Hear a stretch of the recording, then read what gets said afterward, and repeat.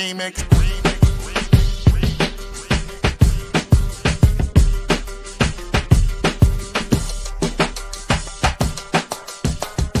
Remix.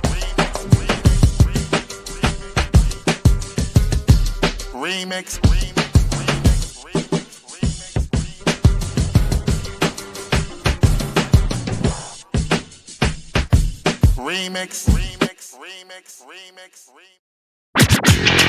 Oh, yeah. Welcome out to the Remix Morning Show. Right here on Black Liberation Media. In case you didn't know, I go by the name of the Ear Doctor, here to bring you that boom bap breakfast. So get your knife, get your fork, get your plate, get your orange juice and whatever you need to get loose. It's time to do this. It's time to produce that greatness to you right here, right now. Let me introduce you to your host with the most, coming straight from the East Coast, Jackie Lopma and Kamal K. Franklin. Nice intro. I like it.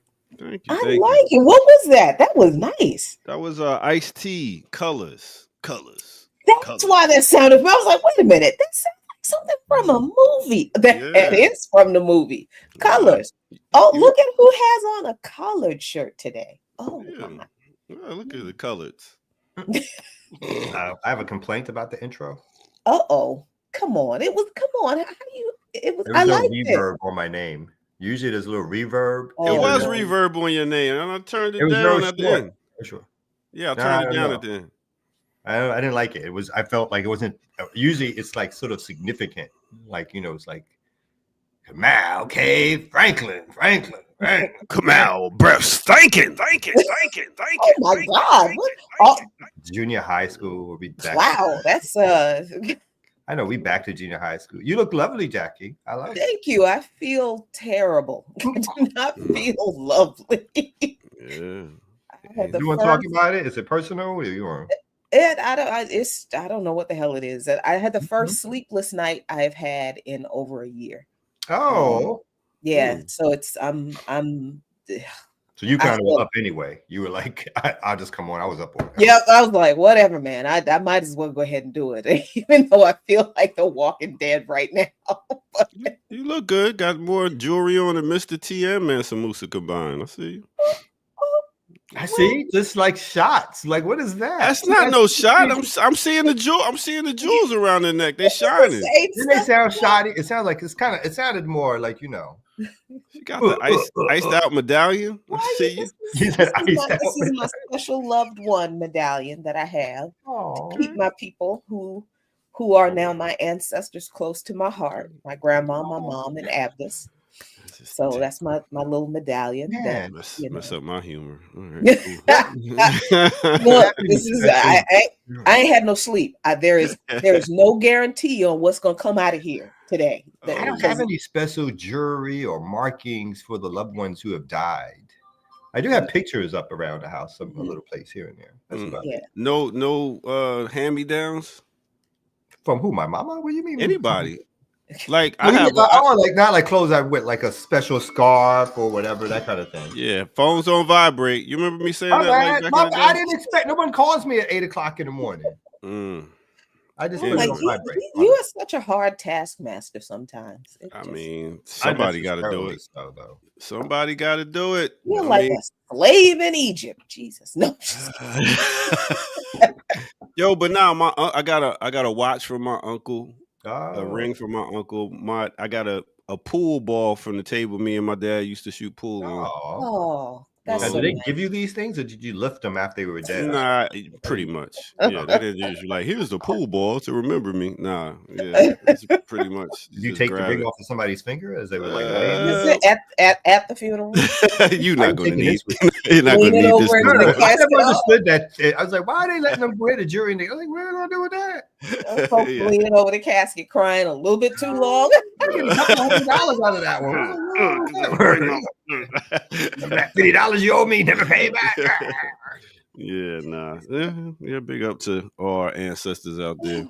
And we are going to be ancestors one day. So, the work that we put in now, they can look back and say, you know what? They put in work to make us get further. So Let's continue the work, the good work. Will they remember us? Chat, will you remember me when I'm dead? I feel like they're mostly younger than me. So, you know. Yeah. I might be. I mean, you just walk right into stuff. I might go. Am I going to go first? You know what I'm saying? Usually, well, not usually, because the black male. No, my situation is exactly what happens. Usually, the men, the husbands go first. So yeah.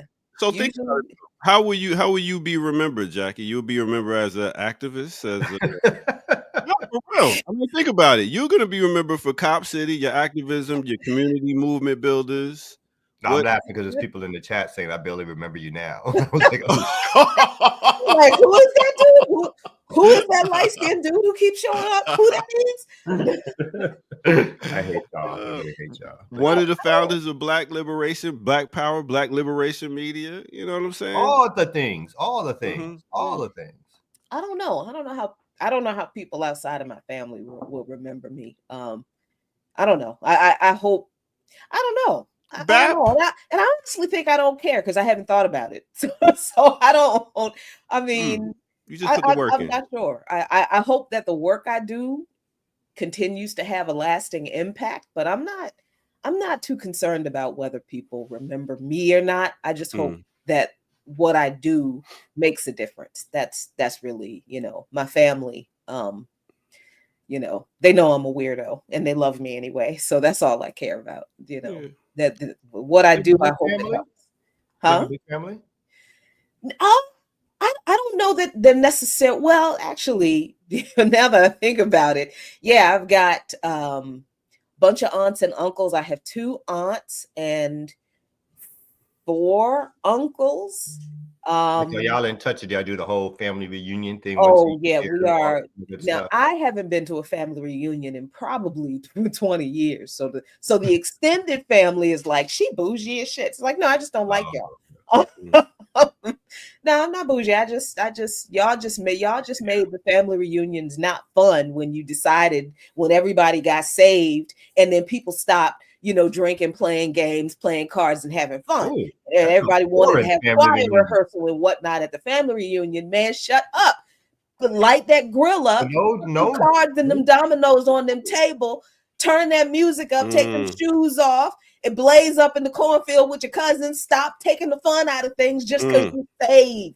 That drove me nuts. So I'm just like, but yeah, my immediate family, my grandmother's kids, she had 9. She a couple of, one child died in childbirth. Another child, my uncle Leon, died when he was very young. And I remember, I have a memory of him, but my family keeps telling me that I was too young, and I'm actually remembering a spiritual encounter I had with the spirit of the departed child. I'm not gonna argue with them. They would know more. My mother told me that story, that one day she comes into the foyer in my grandma's house, and I'm sitting there playing with who she knows is her dead little brother. And it was all cool. It was all love. It was like, hey, and she said she wasn't even freaked out. And she's like, well, we're family. So you met your uncle. I'm not coming around your family stuff. I know that's right. That's backwood family. Yep. We spooky like that. Yep. So Jackie will be remembered as an activist. Kamal will be remembered as an activist, and also Amber will be remembered. Hey, you've got a long way to go, though. I've never called myself an activist, so let's not do that. Wait. Y'all act like that's a bad word. I mean, it's really not. And the fact that y'all out there being active, the definition is an activist. That's not the definition of activist. That's my definition. Bad word. I believe in proper definitions. I'm an organizer, specifically a policy organizer, and a good ass one. So I prefer to be referred by that title that I actually am good at. All right, cool. So y'all will be remembered as organizers. You come out also organizer? Yes, sir. Yeah. Yeah. People try I to don't need to distinguish be between the organized. two. People try to think, like, usually activists act solo. They're not connected to organizations and so forth. And organizers are supposed to be part of collectives and groups, responsive to and for that kind of thing. So people separate the two, but obviously, like anybody, there's overlap, and sometimes, the words get it. Me with no ego, I appreciate the distinction. Thank you. Oh yeah, because I got a quick family background story too. So my sister just found what's the thing, the whatever.com, the Ancestry. No. Apparently we got an aunt on my. They called me all excited. First time I spoke to my sister in months. Really my fault, not hers, of course. She called me with my niece to say that we had an aunt that, and then showed me this picture. It's like, don't she look like mine? I was like, she look not like my mother.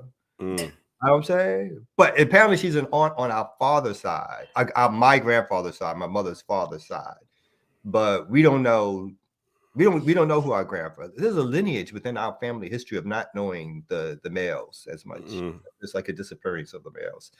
So we don't really know who our grandfather is. Are y'all making them disappear? No. Well, yeah, the women are. Yeah, I could believe that. Do they all have houses with little gardens in the back? Not doing any mixtures of voodoo. More like getting kicked out the house, kind of disappear. That's my kind of carrying on.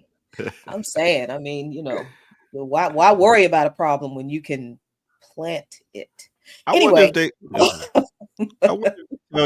tell y'all certain things to get y'all to come back and learn more and spend more money with these ancestor.com. Definitely be. There's like a hit every 30. I was like, I know I don't got that much family. And you can't even see the hit unless you're paying the monthly subscription. See, that's what it is. Yeah. They got him. Yeah. I was never in favor. My sister made me do it. She's trying to track down. We're trying to track down this whoever my white father is to see if there was any money. I was like, you ain't got no damn money. You ain't got no money. You know about my family. You don't even know them. Well, that's true too, but that's not I can hope and dream. Man, be serious. I would be able to walk in here and be like, "Where's my money?" You might have some property somewhere. Like, now you're like 50. If you're 50, then your daddy probably like 80, close to 90. That nigga dead. Yeah, that's true. Damn. No, you might have a plot of land somewhere with your name on it. Then you gotta fight his estate for it. Yep. And his legitimate kid. All the Noam Chomsky jokes. Noam is your daddy. They're all lining up, B. We forgot. We even got a picture of your dad. What are we thinking about? Same background and everything. Look at this. Oh my God. Look at that. Wow. I mean, he just painted exactly in the back. That's right. Again, why did you have that picture of that white man sitting to the side like that? Because that's been a running thing. We've been located his dad. I don't know why he's paying money for Ancestry.com. Why is he denying the truth? They don't know the last name. It's one thing I have to go at 9 today. Don't you deny your father? Your father. Your father. Yeah, what happened to the V in father? I want to get some of the book revenue. You know what I'm saying? There might be some of that. Although I think those low life publishers or those low level publishers, they admit them made no money. Okay. Well, we got a full show today, y'all. Did I ask everybody how they were? No? Yes? Good. You didn't ask Amber. You asked me and Kamal. That's why I was getting to it. That's why I was making sure I was going to ask everybody. So, Amber, with the great attitude when you always come in here, how are you today? I actually have a great attitude all the time. It's just you, because you always send me the show link late. I do. I send the show link in the morning to everybody. Ask everybody, you're not special. I don't like you interrupting me. You be interrupting all black women like that? Yeah. Anyway, I interrupt anybody who just rambles. I sent you an email and you said, I'm going to send it to you when I get home. Yeah, well, I don't get home till sometimes late. And I'm going to do it in the morning.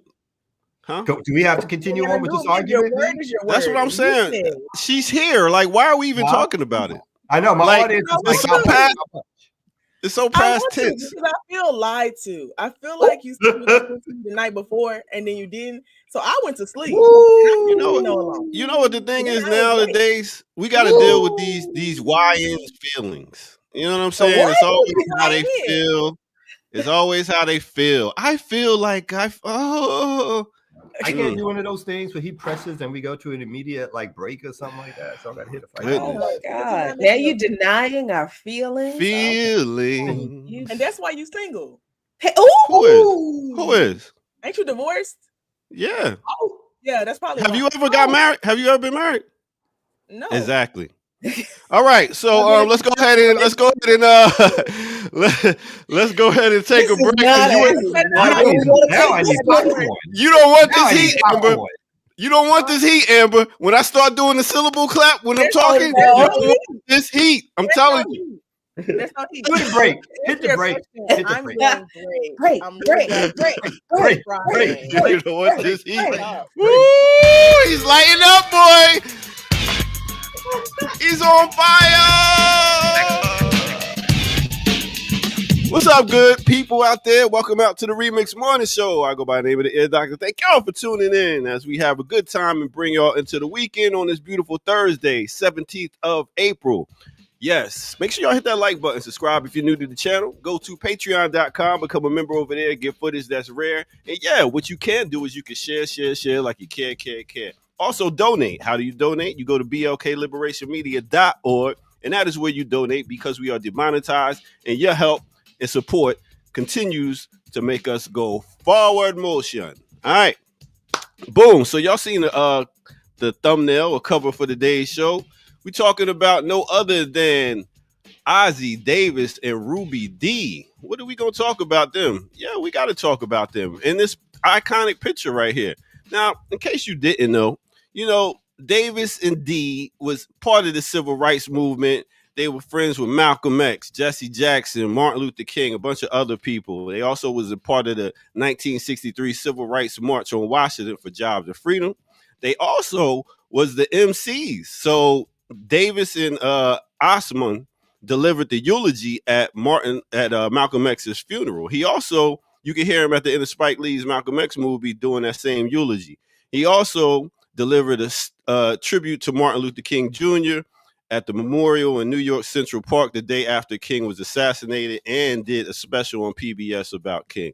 So very much actors, actresses, and they were part of something big, part of the civil rights movement. They did not agree with Martin Luther King's nonviolence. They was cool with him, but they wasn't with that nonviolence, especially Ruby D. She was like, nah, bro. They hang with Malcolm X too. They was like, we got to get him. So big up to this beautiful couple. And we need more family like that, more beautiful couples like that. So let's keep it going. With that said, let's get back to it right here on the Remix Morning Show. Let's go.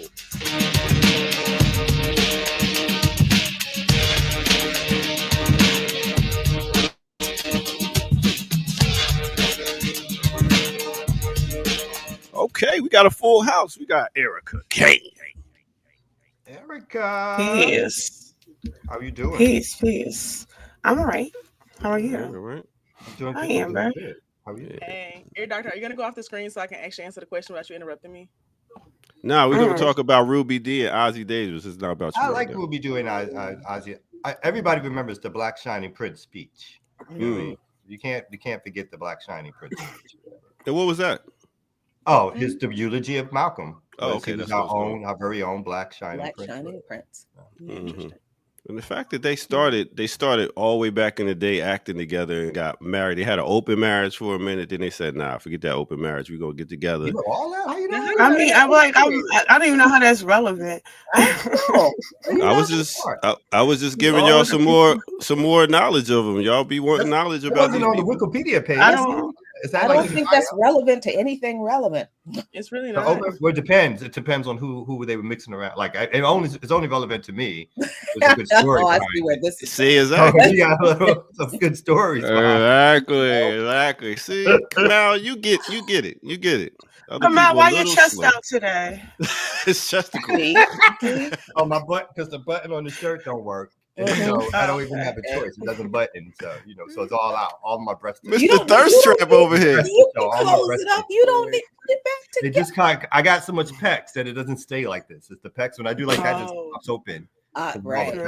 Pecs Never and mind bird your chest. hands that are there actually. No. You'll notice like by itself, it'll be like pow pow because of the pecs. Okay. Yeah. Okay. Yeah. And it lifted. I had a Oh little- Lord Jesus. had a pecs lift a few months ago. All right, so we got enough hosts on here for me to get up out of here and y'all to do. Can I just say, before you leave, Yes, Ruby ma'am. and Ozzy, they had a production company, right? They're responsible for Claudine, I think. That's They are? right. Look at that. See, more jewels. Now More that jewels. is relevant information. That is Claudine relevant. is one of the top 5 black movies. One of my favorite. I agree. It is Absolute fantastic. favorite movie. Of And all since we're talking about him, they also produced a child called Guy something, and he was the main actor in what was that movie? Not the Breaking movie. What's the other? Beat Street. He was the one of Beat Street, the king of the street. Yeah, that was their son. They produced the child. Guy Yeah, they something. produced the child. We was talking about production. Guy something. Guy Davis, you mean? Yeah, there you go. Guy Davis. That makes sense. That's the last name, right? So Guy Davis. Yeah. So They only had one kid. I think they had more, but we'll just go with that one for now. Yeah, they did have more than one. Produced the child. Okay. All right. Get to it, y'all. Okay. Now, there's important questions for you that I actually want to know the answer to as well. Actually, I know the answer, but I want other people to know the answer. Leah said, Kamal, do you know the type of relationship your dad had with your mom? Were they star-crossed lovers, a brief encounter, long-lasting, but his family didn't like it? Like when the whole Romeo-Juliet trope? With the white-black thing. It was more like a brief relationship. My understanding is that they met in Brooklyn. He shot a shot. Apparently he scored. They had a brief relationship. My mom's was a fighter, though. She was not one to have mellow relationships. So after they had a lot of fights, I think she used to tell me that he was deported, but then it was like these letters that they wrote back and forth that I read, and it was more like, like he basically broke the fuck out. I think he went to teach in Istanbul, and then I did a letter. This is like, I don't even tell y'all this person. I did a letter when I was 19 years old, one of those, to the school. That's the only address I had, to him, that was saying that as my sister, saying that I was dying and that one of my last wishes was to get in touch with him, blah, blah, blah. And the school wrote me back saying that he left the school 6-7 months later and came back to New York. And then all of my whatever, like that, my brief moment of like, who is this dude, was over, because it was like, oh, fuck that. He came back. Nigga. Yeah, I was like, he didn't come back and say nothing to whatever. It's like, whatever, B. So yeah, that's as straightforward as it gets. Notice when I was talking again, the shirt just popped open because of the fact. That's not a thing, no matter how much you're trying to make it. I'm just saying, it's like, it's okay. The cleavage. I appreciate the effort, yeah, guys. right. It's like cleavage for a dude. So. No, it's not. No. Can we? That it's not going to stay because see it on its own.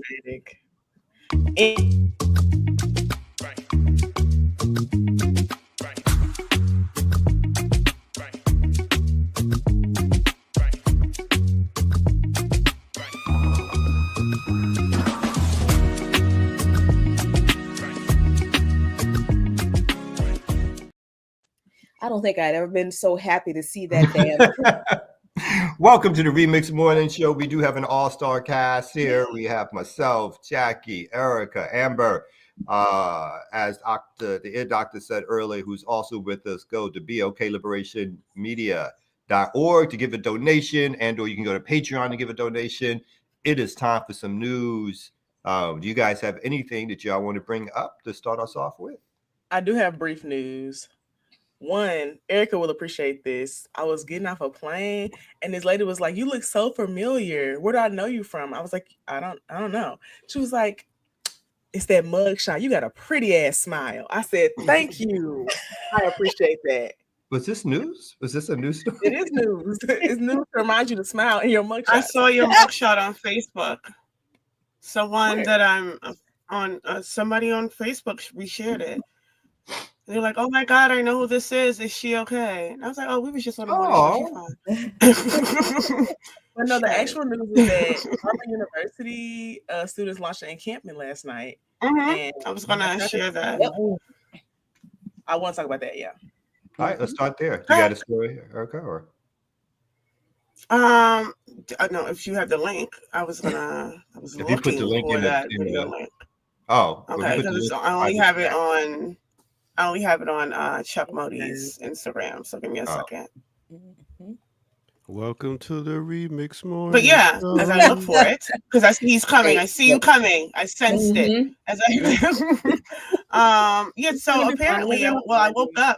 Yeah, I woke up this morning and seen that on Instagram that they staged an encampment, and then they had like a people's university is what they're calling it. So I'm not sure who put it together. We do know students at Howard that we work with, but my first hearing of this was this morning. So I'm not sure when it started, but apparently at like 1:00 in the morning, police came to try to disrupt it, but they did not tear it down. So the students continued. I believe they are still there. They were calling for support, but I'm still looking for the video. I have one video. I Okay. I think this is when the police started coming. This is students late at night on campus. I'll play this real quick. We can't hear you. We can't hear you. We can't hear you.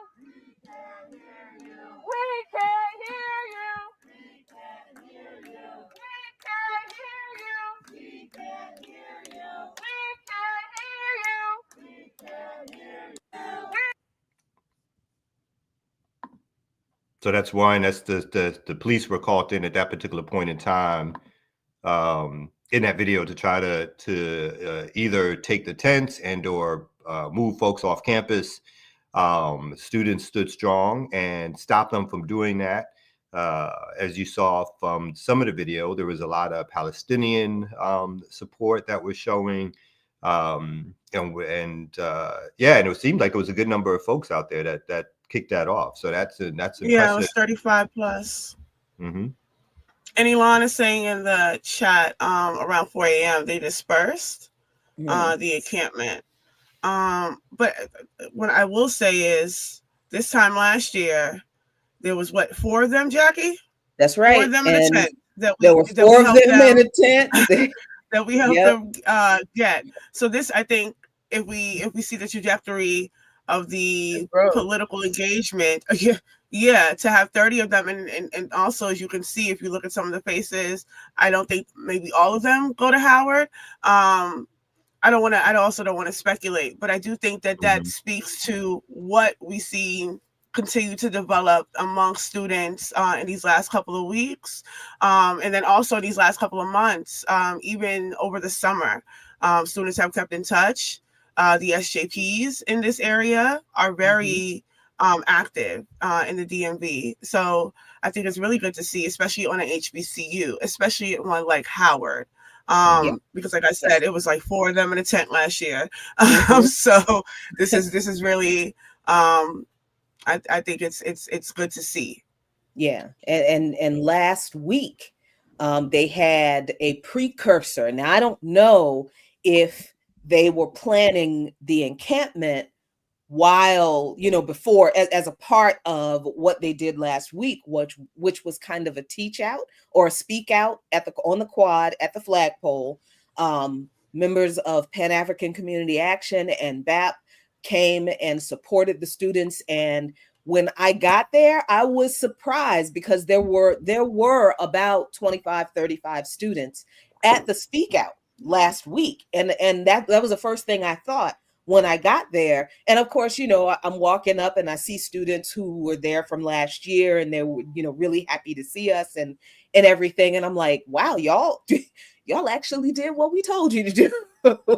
We did. They're like, yeah, we spent time in our dorms and we did door knocking and that kind of thing. And this is the kind of thing that we told them to do last year. If you want to organize, if you're really serious about this, you're going to have to do this grassroots, on the ground, very tedious, kind of scary, kind of uncomfortable work of knocking on doors, talking to people, having these conversations, raising these contradictions, and that is how you get people involved.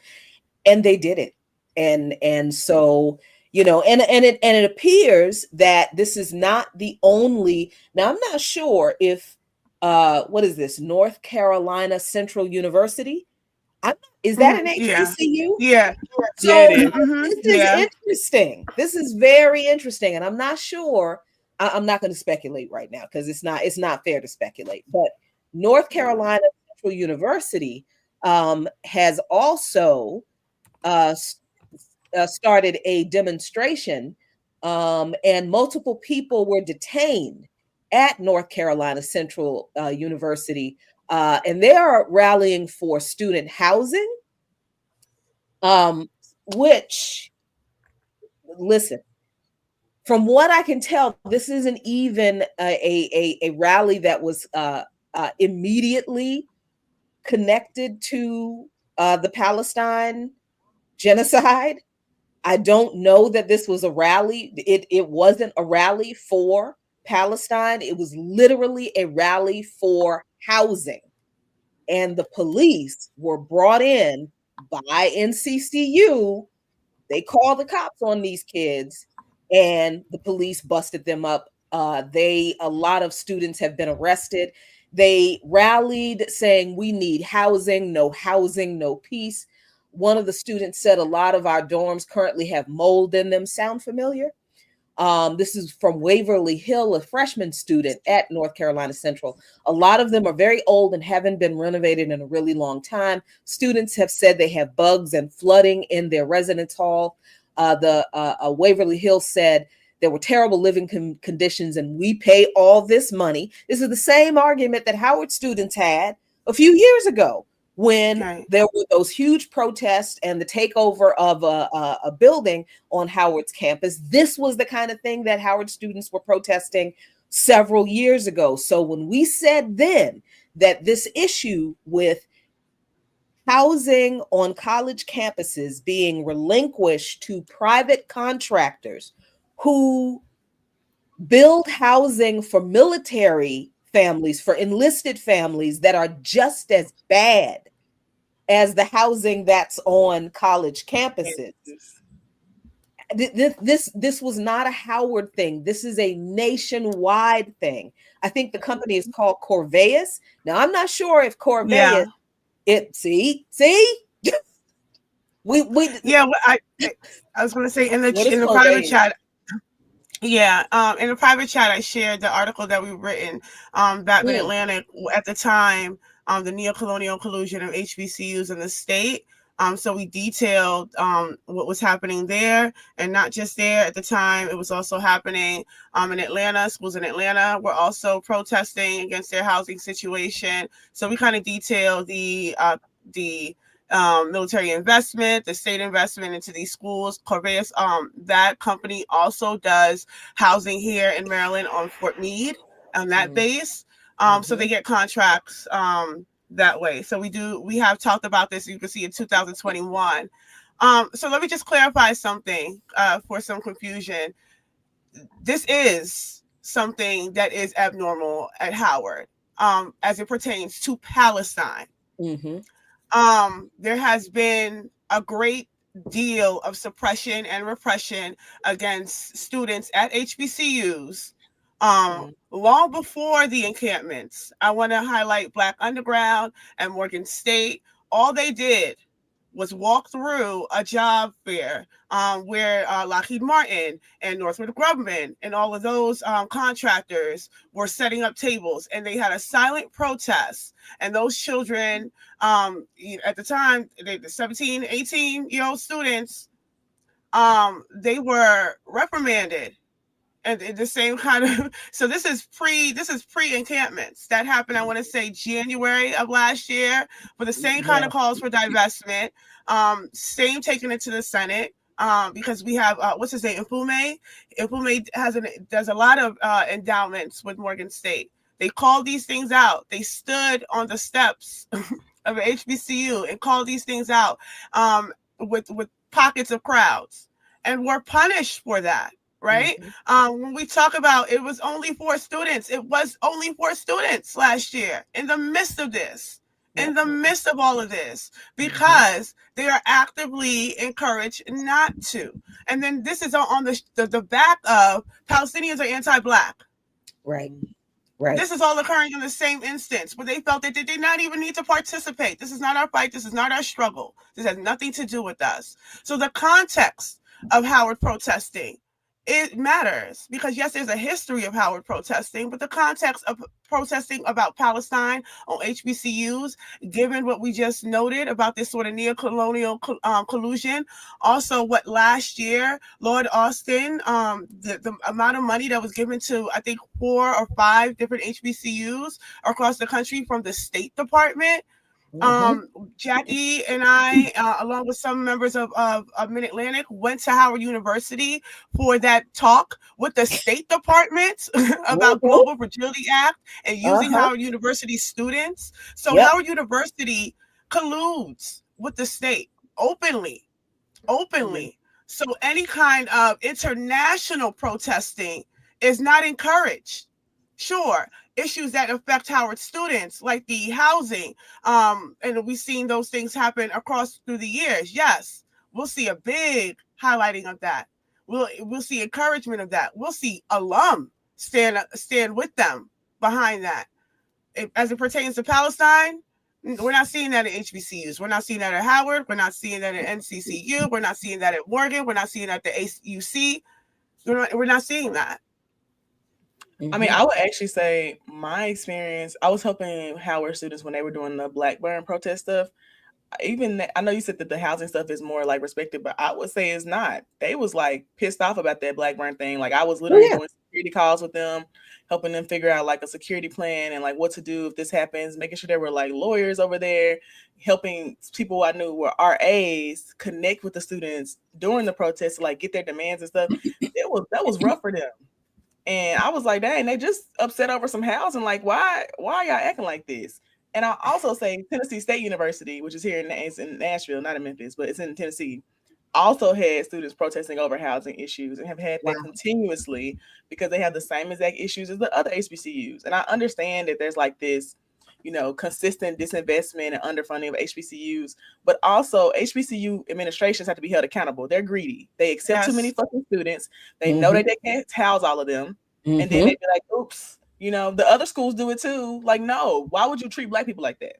It would be good to look at the correlation between still the lack thereof of proper housing, some housing that doesn't have air conditioning or heating and all that kind of stuff. And some, I think it was only a few years ago that even like a Spelman, prestigious HBCU got that kind of thing, or Morehouse. But it would be good to see the correlation of the lack of investment in housing, but the increase in salaries, particularly of top level administrative staff, because they keep thinking they want to ball out like these, like their white counterparts. And there's always money for increases of top levels of staffing, the presidents and other offices, but never for the students.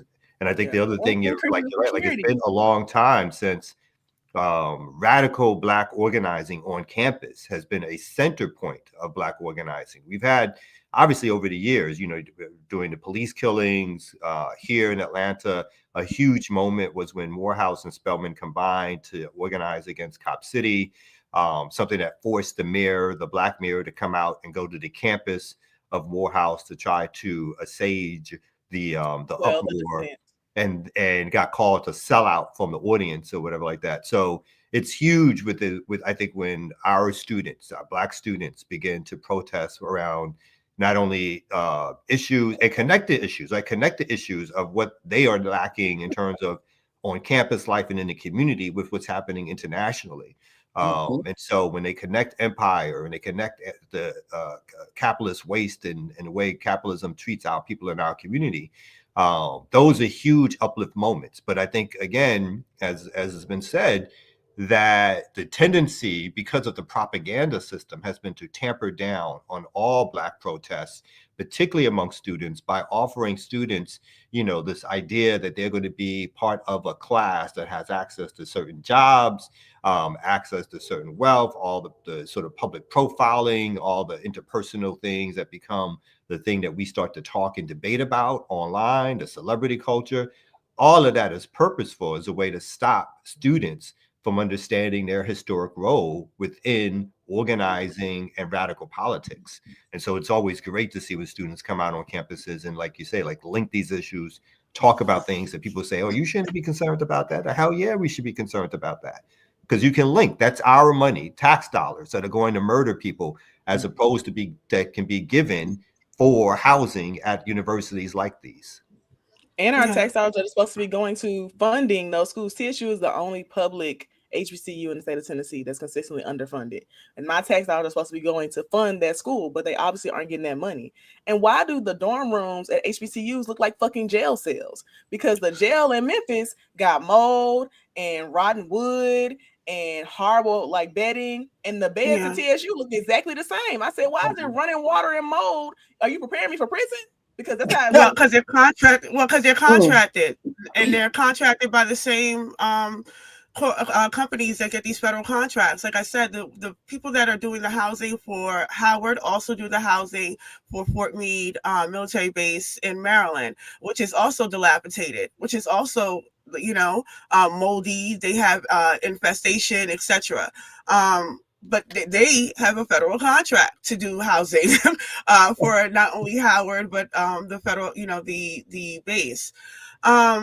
But yeah, so I do think this is something worth encouraging, because to Kamal's point, HBCUs have historically been the epicenter of a lot of these movements, whether it's the Vietnam, especially international issues.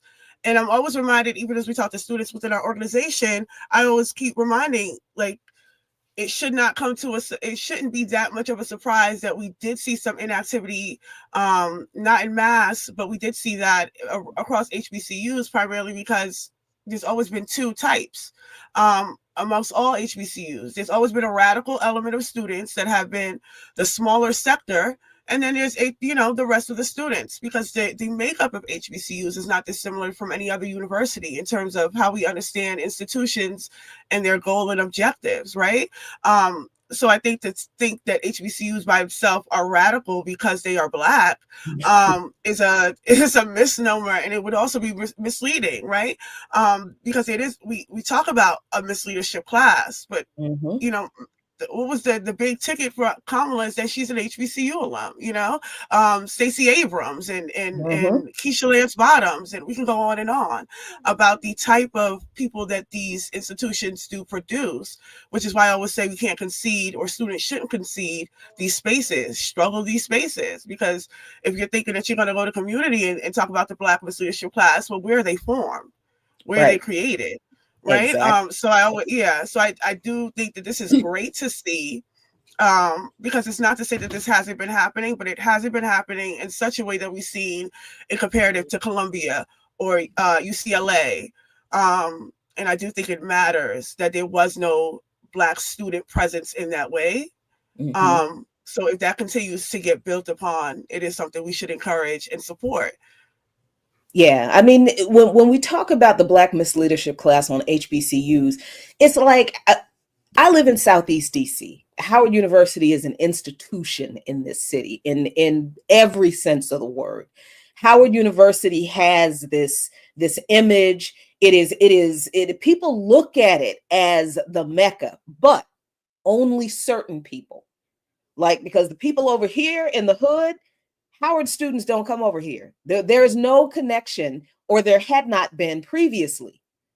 There had been no connection between students at Howard and the larger Black community, not even surrounding the campus, because I didn't even realize that the administration had been discouraging students from really engaging in the community around the campus for decades. I had no idea, but I knew growing up over here in Southeast DC, like, dang, how come the fraternities and the sororities don't come over here and talk to kids at the high schools over here in the hood?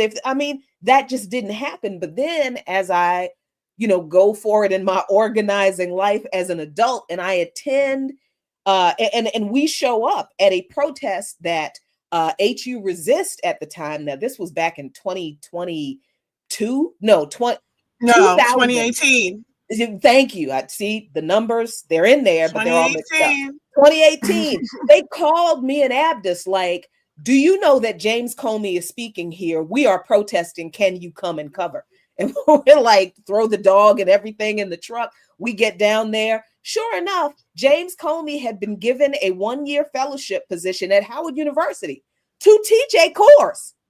And so the HU resist students were protesting.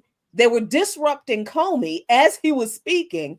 Howard University called MPD on those students. MPD came and dragged the students out. But then the thing that struck me and Abdus were all of the other students who were sitting there cheering as the police were dragging their fellow students out. And we're outside because some students were disrupting inside, other students were protesting outside. And in the midst of all of that tension, the homecoming court strolls in with their sashes and crowns. I'm not kidding. All dressed up in their business attire. All of the students who were in attendance at Comey's speech had their business attire on. But the homecoming court slides in the midst of this protest against the former head of the fucking FBI, speaking to students at Howard University. And these young Black folks who are hoping to gain their fortunes with people like Comey, they willingly disrupt this student protest against this fucking fascist speaking on their campus, and they are proud as hell. And the cops literally push people out of their way. So when you see something like that, and then, years later, like Erica said, we go to the talk hosted at Howard for the State Department, introducing their Global Fragility Act, which is just a nice way to say we're going to keep control over the African continent through engaging with Haiti. Student populations, and Haiti engaging with student populations. And you see the students who are in this program praising the State Learning Department. revisionist history. Yeah. So international students, no less. Students from these countries. Exactly. So I kind of got to see how the misleadership class is created at HBCUs, at Howard. And it is scary. It is when you realize how there is, and Erica says it all the time, these college campuses are a site of struggle that we cannot concede. We can't give that up because the struggle exists on the campus as it is. These students are struggling. There are some radical elements on these campuses who are struggling against every odd there is to raise these issues that they know are ripping them off. And they're having to fight the administration. They're having to fight the other students. They're having to fight their own parents who are telling them, I didn't send you there to raise no trouble. I sent you there to get an education. But these students are saying, how are we supposed to get an education when there are cockroaches in my food, crawling on me when I'm asleep? There's mold, poison in my lungs. And how am I supposed to get an education? And on top of that, the administration is selling off our housing, and they're making $1-2 million opening up new facilities. Like NCCU last year opened 2 new residential halls. So they have the money to build more buildings, but they don't have the money to fix the mold and the running water and to get the building up the buildings is usually done. Yeah, the building up of the buildings is usually done to gentrify the surrounding Black neighborhoods. Yeah. And so they themselves have also become the engines of gentrification in these working class Black communities that they've settled in or were put in. Because let's remember, the history of these HBCUs are not the histories of radical institutions being born in order to liberate Black people. These institutions, mostly formed by white liberals of the time, But you had some black, sort of like their misleadership class of the day, or black people who thought that these institutions were here to teach black people, but teach black people what? Usually it's to teach black people at the beginnings, in particular, the culture and mannerisms of whiteness and how to adopt to white conformity and ideas as a way to become part of the lower level of white society, and or to educate the African out of you, and or to educate the so-called ignorance out of you. Those were the models of what the education was supposed to be like, so that they can have some examples of what good blacks look like. So that's the history of like a lot of the founding of these colleges. And then as we see today, the administrative staff still employs very similar ideas and rhetoric around, it's all about showing that we have good black folks who just want to be a part of your good system and who want to integrate and, like you said, get these jobs and careers as middle management, and everybody should be happy. So a lot of this is based on that history, which was never about a radical breaking away from American institutions or establishing black institutions as a way to challenge America, but they were set up as a way of saying, how do we integrate some of these black people to show again our conservative cousins and the white masses that we can produce good white black people. Look at it. Let's do this. Let's try this experiment. That's a lot of the basis. They're trying to build that black excellence up. Yeah. And I mean, it's funny because even last week with the speak out, I mean, it's even though the students at Howard had a much bigger group of students participating in this recent action, that happened just this morning, just last week. These students were out there doing the speak out, and then the fraternities and the sororities were on the quad a few feet away, practicing their step routines really loudly, having a cookout. Another group at the other end having a cookout. You know, the prospective students and their tour guides were walking through the campus, which I thought the Howard students who organized that speak out on that day for the tours to see these students on campus agitating for, I thought that was brilliant. I thought that was fantastic, because all these high school kids now were on campus while they were doing the speak out at the flagpole, and they all had to walk by while they all had to listen to these Howard students talk about what's happening in Palestine is genocide, and we don't stand for that shit. And these people who run this campus are thieves. They're ripping us off, and they hate us. If they won't treat us right, why do you think they care about Palestinians? So this is an ongoing struggle that we're going to have to continue. I love a strategic demonstration with. It was good. It also reminds me of a protest I helped some students do at my alma mater when they were pushing back against passing a required African American history course. And I told them, well, you should threaten the chancellor that if they won't hold the meeting for the vote for the course, that you're going to lead a campaign to tell people not to come here because Black students aren't safe. And I helped them make social media graphics. We did like a whole rollout around campus. There were signs everywhere. Them niggas was nervous as hell. And they had the meeting for the vote for the course. Yeah, I just wanted to know about the HU Resist and the Comey thing. I think one of the best things out of that was the James Comey is not the homie. Like, that was the chant. So yeah, I thought that was great. And then I also wanted just to raise like two books. The Black Campus Movement. I think it's by Ibram Kendi. That's in my living room. So, I ain't going out there. But it gives that history about like how HBCUs even came to be. Like, one of the first demands out of the Reconstruction era was for us to have our own schools. And then the historical legacy of the movement, how it's been connected to how much of the civil rights movement and Black Power movement, how we come to know, has started from students. And then also Davarian Baldwin in The Shadow of the Ivory Tower. He talks about much of what Jackie was talking about, just the expansion of these schools, how they become kind of like into the neighborhood. Like, they are causing gentrification, they are pushing people out, and you can see that.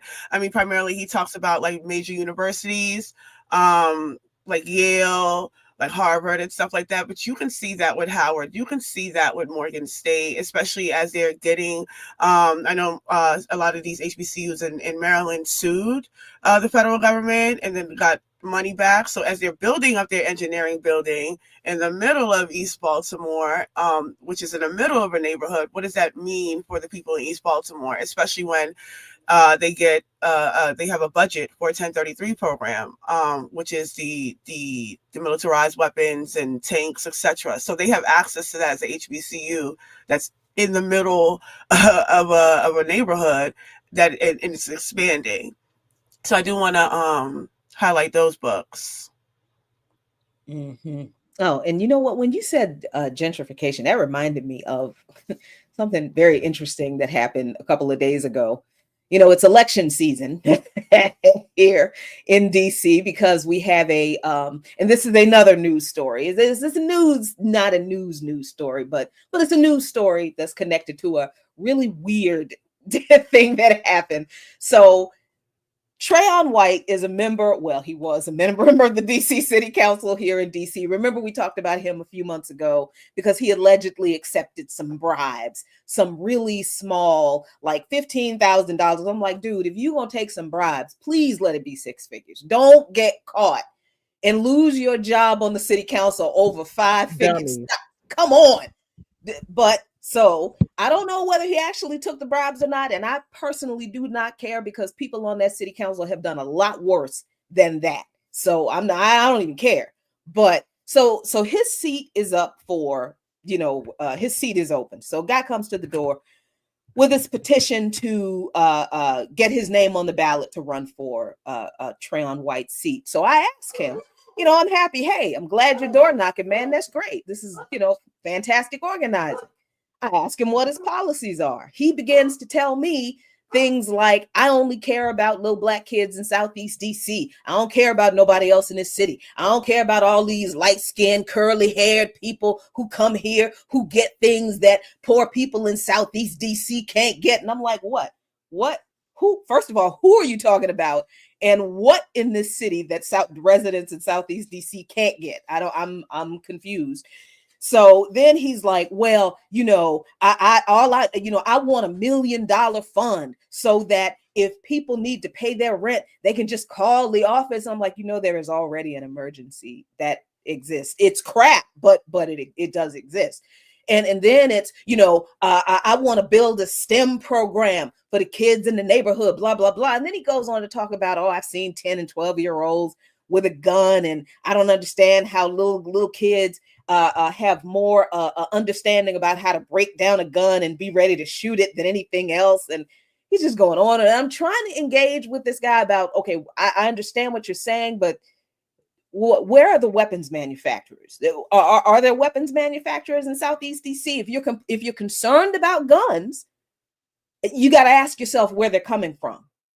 And they're not coming from the hood because there are no weapons manufacturers here. This man said, yes, they are.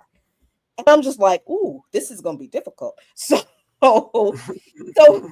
we keep going. I'm trying to have a decent conversation with dude. And then he says, because I said to him, look, what are you going to do about the influence of private equity, venture capital, the developers on DC politics, particularly where it involves housing, because we've seen what gentrification has done to our people in our city. They pushed our people out. This man said he did not agree.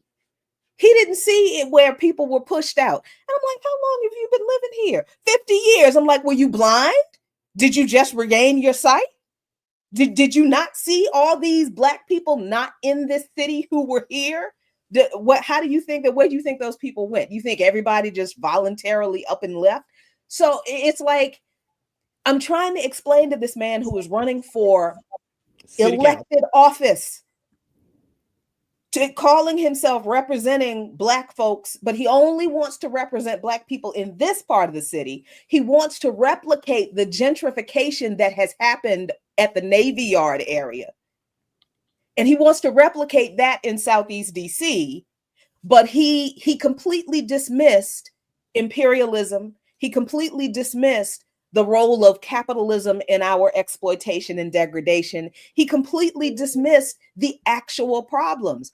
All he wants is his $1 million slush fund and his little STEM program. And then I'm trying to have, I'm trying to be polite because I'm getting pissed off.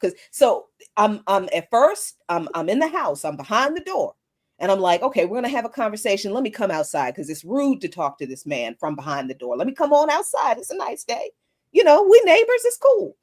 I come out. I sit on my step. Now, he's a tall guy. So he is standing over me. And I'm like, I'm cool because I don't want him to think that I am being aggressive toward him. So I'm intentionally positioning myself so I'm not like confrontational to him. And he just gets angrier and angrier as I'm like, well, what about this? What about capitalism? What about the fact that our public schools are grossly underfunded? Our teachers are grossly underpaid, but somehow DC City Council has $500 million to give to MPD every damn year. What do you plan to do about that? It just kept going back to the $1 million and the STEM. And eventually he went away angry. And that's where that article came from, Erica. That I sent you 10 pages of rage. Yeah. Like, this is the political reality that we face when we talk about people running for local elections.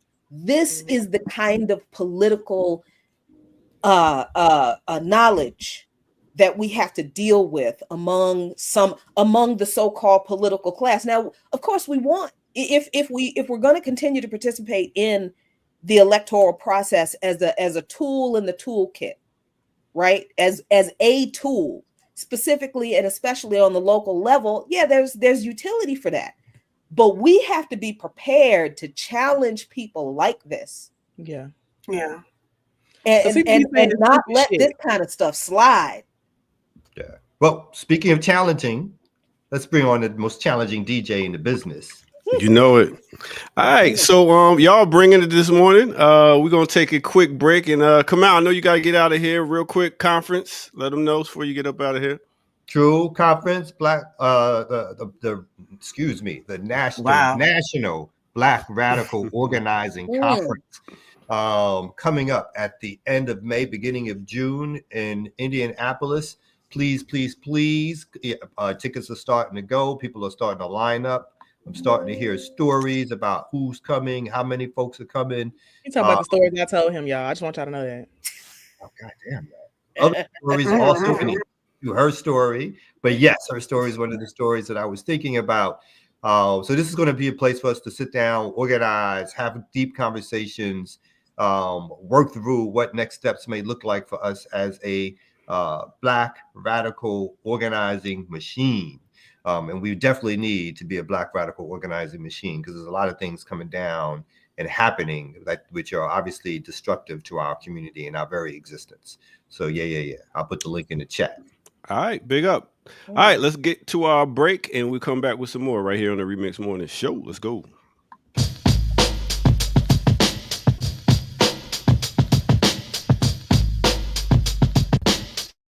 Remix on the remix.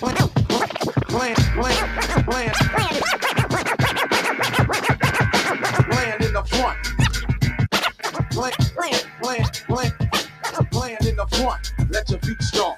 Niggas on the left, rags to death. Niggas on the right, wild for the night. Punks in the back, come on in the back. The who is coming through, the outcome is critical. Fucking with my style, sorta like a miracle. On 34th Street, in the square of Herald, I gang Ella. The bitch caught a fits like devil. Deep for Bravo, was full of sorrow, cause the hoe didn't win. But the sun will still come out tomorrow and shine like 09. Here comes the drunk monk with a quarter Valentine. Pass the bone. Get past the bone. Let's get on this mission like Indiana Jones. The Jizza, one who just represent the Wu-Tang clique with the game and soul of an old school flick like a Mac and Dolomite who both did this. Claudine went to Julia and had bad kids. So stop the like you say, maybe your motherfucking own. I'll hang your ass with this microphone. And then microphone.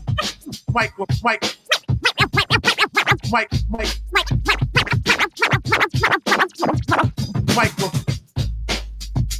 Okay, let me take you to a time and place.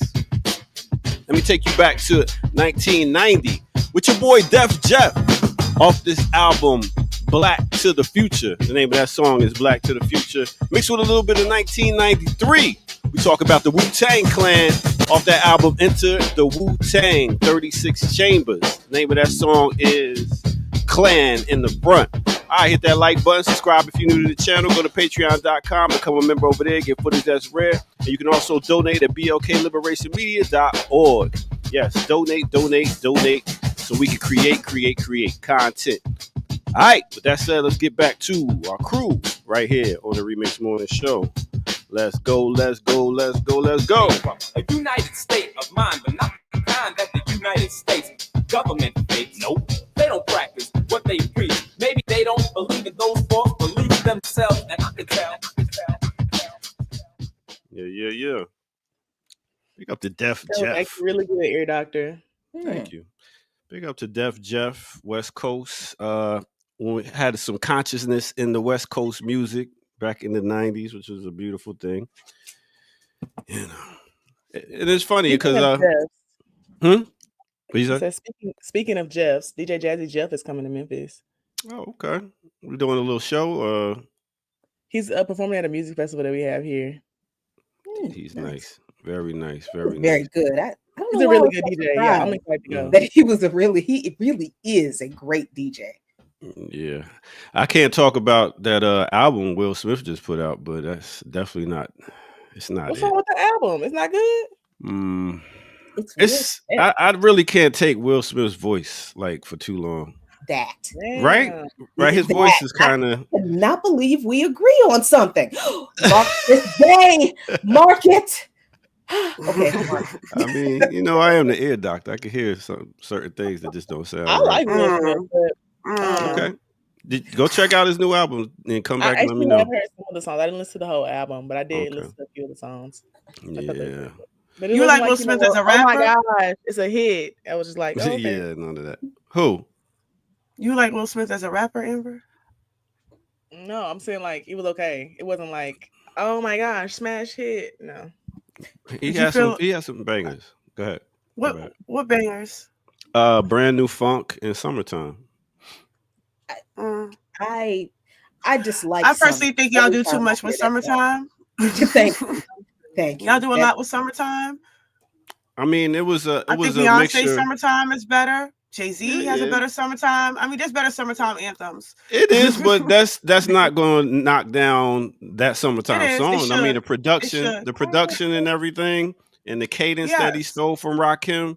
Yeah, it was a good song. He did. He even admitted it. He admitted it. He said he got a cadence from Rakim.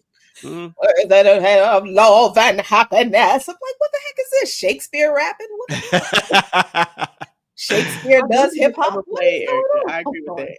But I don't listen to the radio and stuff a lot, so I don't get as tired of songs of other people because I don't hear the same shit over and over again. I listen to a lot of like underground DJ sets. I listen to a lot of like SoundCloud tracks and stuff, so I can hear like DJ sets and stuff like that.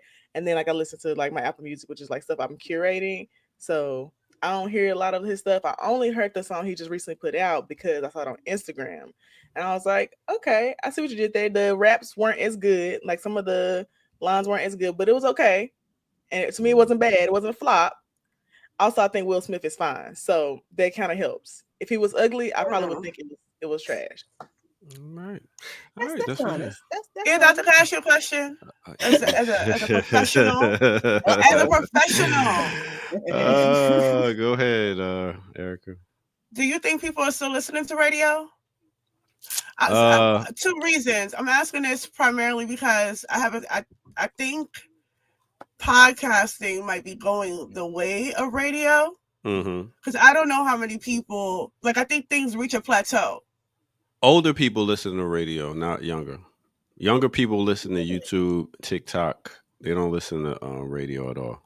Interesting. But even in terms of music, like XM, would XM be considered?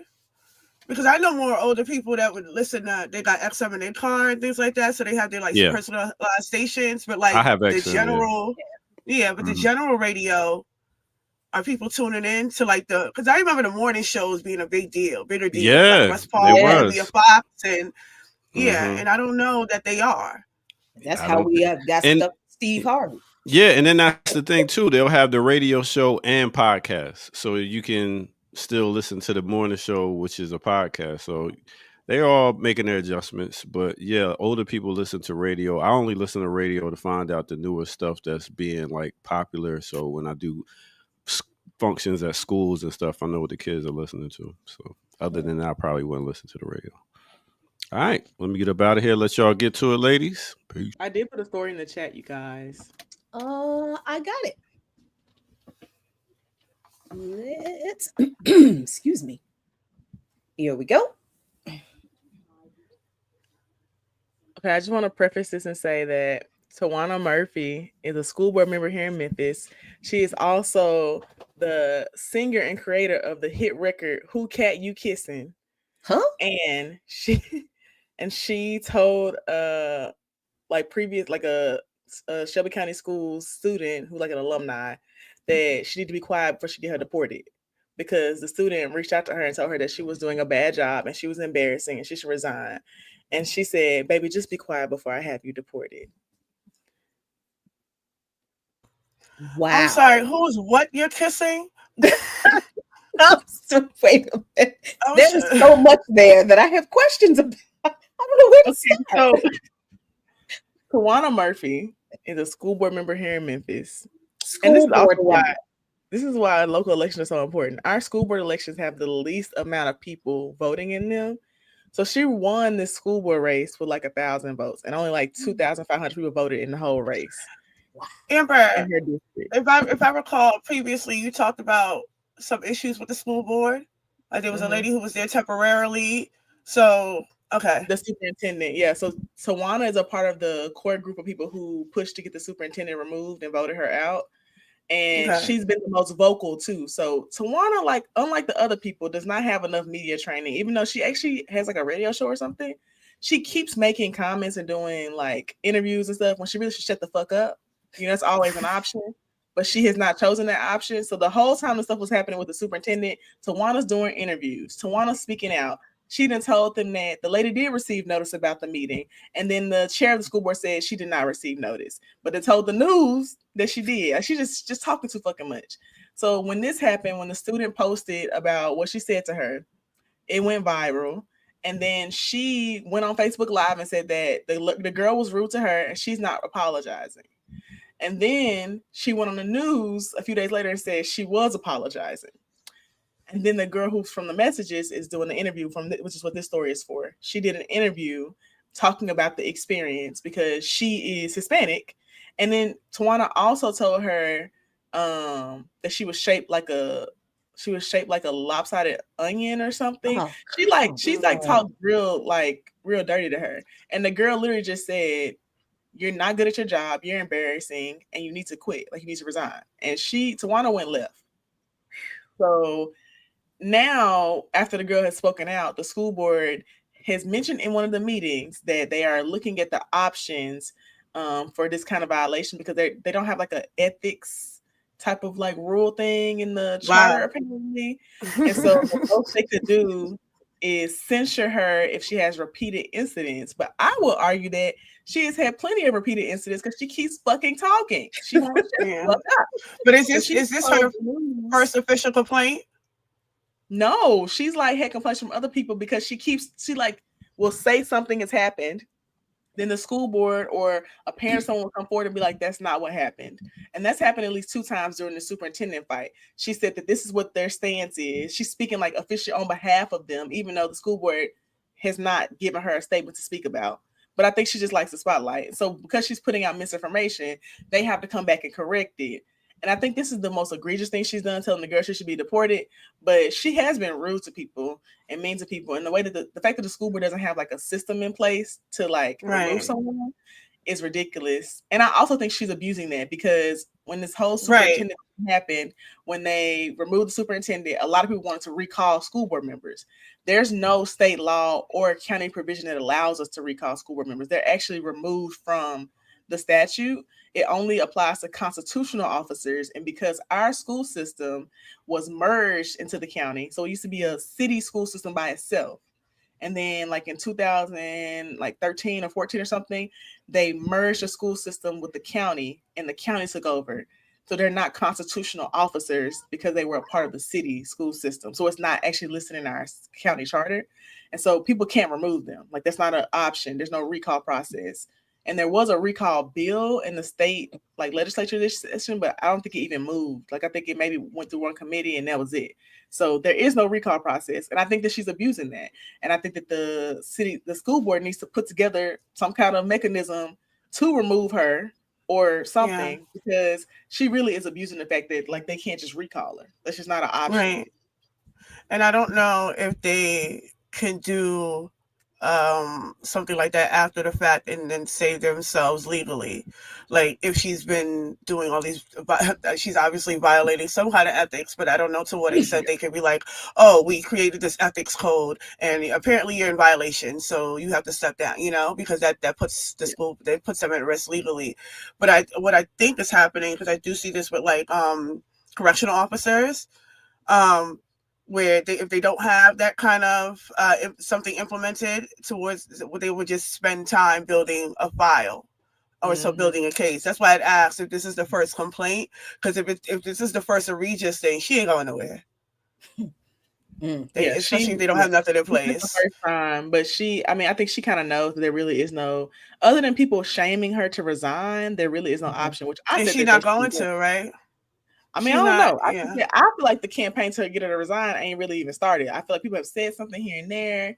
You know, they talk shit about it, but they like haven't like planned a full-on campaign. Really they pressured her. They probably could get her to resign because they also, the school board doesn't have after the superintendent was removed, the lady, they brought in an interim guy. He doesn't have an ethics clause in his contract like the previous superintendent had. So they have a history of not like following their own kind of like precedents they set, because let me give you a full little rundown. So we had a school superintendent. His name was George Ray. He was sleeping with a whole bunch of people in the upper management, allegedly. And so then he has an investigation launched on him for sexual misconduct. They get the findings of the investigation. They met with him. He resigns because that's the only option for him not to read the investigation out loud. So he resigns, but he's still being paid. He's getting paid like $2 million. They bring in Marie Fagans. She was the superintendent for a year-ish. They don't like some stuff that she does, so they remove her. But because of the previous guy, they put an ethics clause in her contract. Now with the new superintendent, Roderick, who's the interim, he doesn't have that ethics clause. And I do think it's interesting because George Ray is a Kappa, Roderick's a Kappa. The Kappas kind of rule the education scene here in Memphis. A lot of them are not qualified, because I know a nigga right now who was a principal at a school who got a arts degree from UT Martin and got no education background, but he a Kappa. So because of, I think one part of Roderick being a Kappa allegedly is a part of the reason why they didn't do it. But I do think it's really weird looking at, you say that you have to put some mechanism in place because someone was allegedly having misconduct. You put that in someone's contract, and then the next person, you don't put it in their contract. Looks a little sketch to me. And because of that, they kind of set this precedent that they don't really care about ethics. So I think that's why Tawana thinks she can act like that. But also that Who Cat You Kissing song is a really good song. I really hate that she's the one singing it, because that shit was actually a hit. It was very much giving Liquor House, you know, like you go I love moonshine at a bar. Yes, it's a good song. She's just Southern stupid. soul humping. Yeah, she's just a little stupid, and I really hate this because we deserve better. We deserve better from our school board. I do think that she can be shamed to resign, though. But I wanted to put up the story because one, we got we got ICE running around here like crack fiends right now, and you threatening to get somebody deported. That is crazy. I mean, especially since in Baltimore, Erica, didn't a teacher just get fired or something for threatening to report students who went to an immigration justice rally? Probably. I mean, what Amber was talking about. Even just this is the thing about, I do agree that local elections are important in terms of like engaging it or even at least being aware, right? Because I do think it is strange that folks do not know who these people are that make up these positions and take up these seats, at the very least. But I also, even when you learn who these people are, you can see that even in local politics, they're not thinking locally. They're thinking about upward trajectory. So by the time they make it into that seat, they're not really giving a shit about anything locally. They're trying to pad their resume essentially so they can move up and up and up. And you see that in Baltimore politics, like here citywide, especially with the mayors, right? Even Marilyn Mosby, all the shit that's happening, she's still building her campaign because she gonna make a comeback. That's Wes Moore's wife's good friend, right? So right.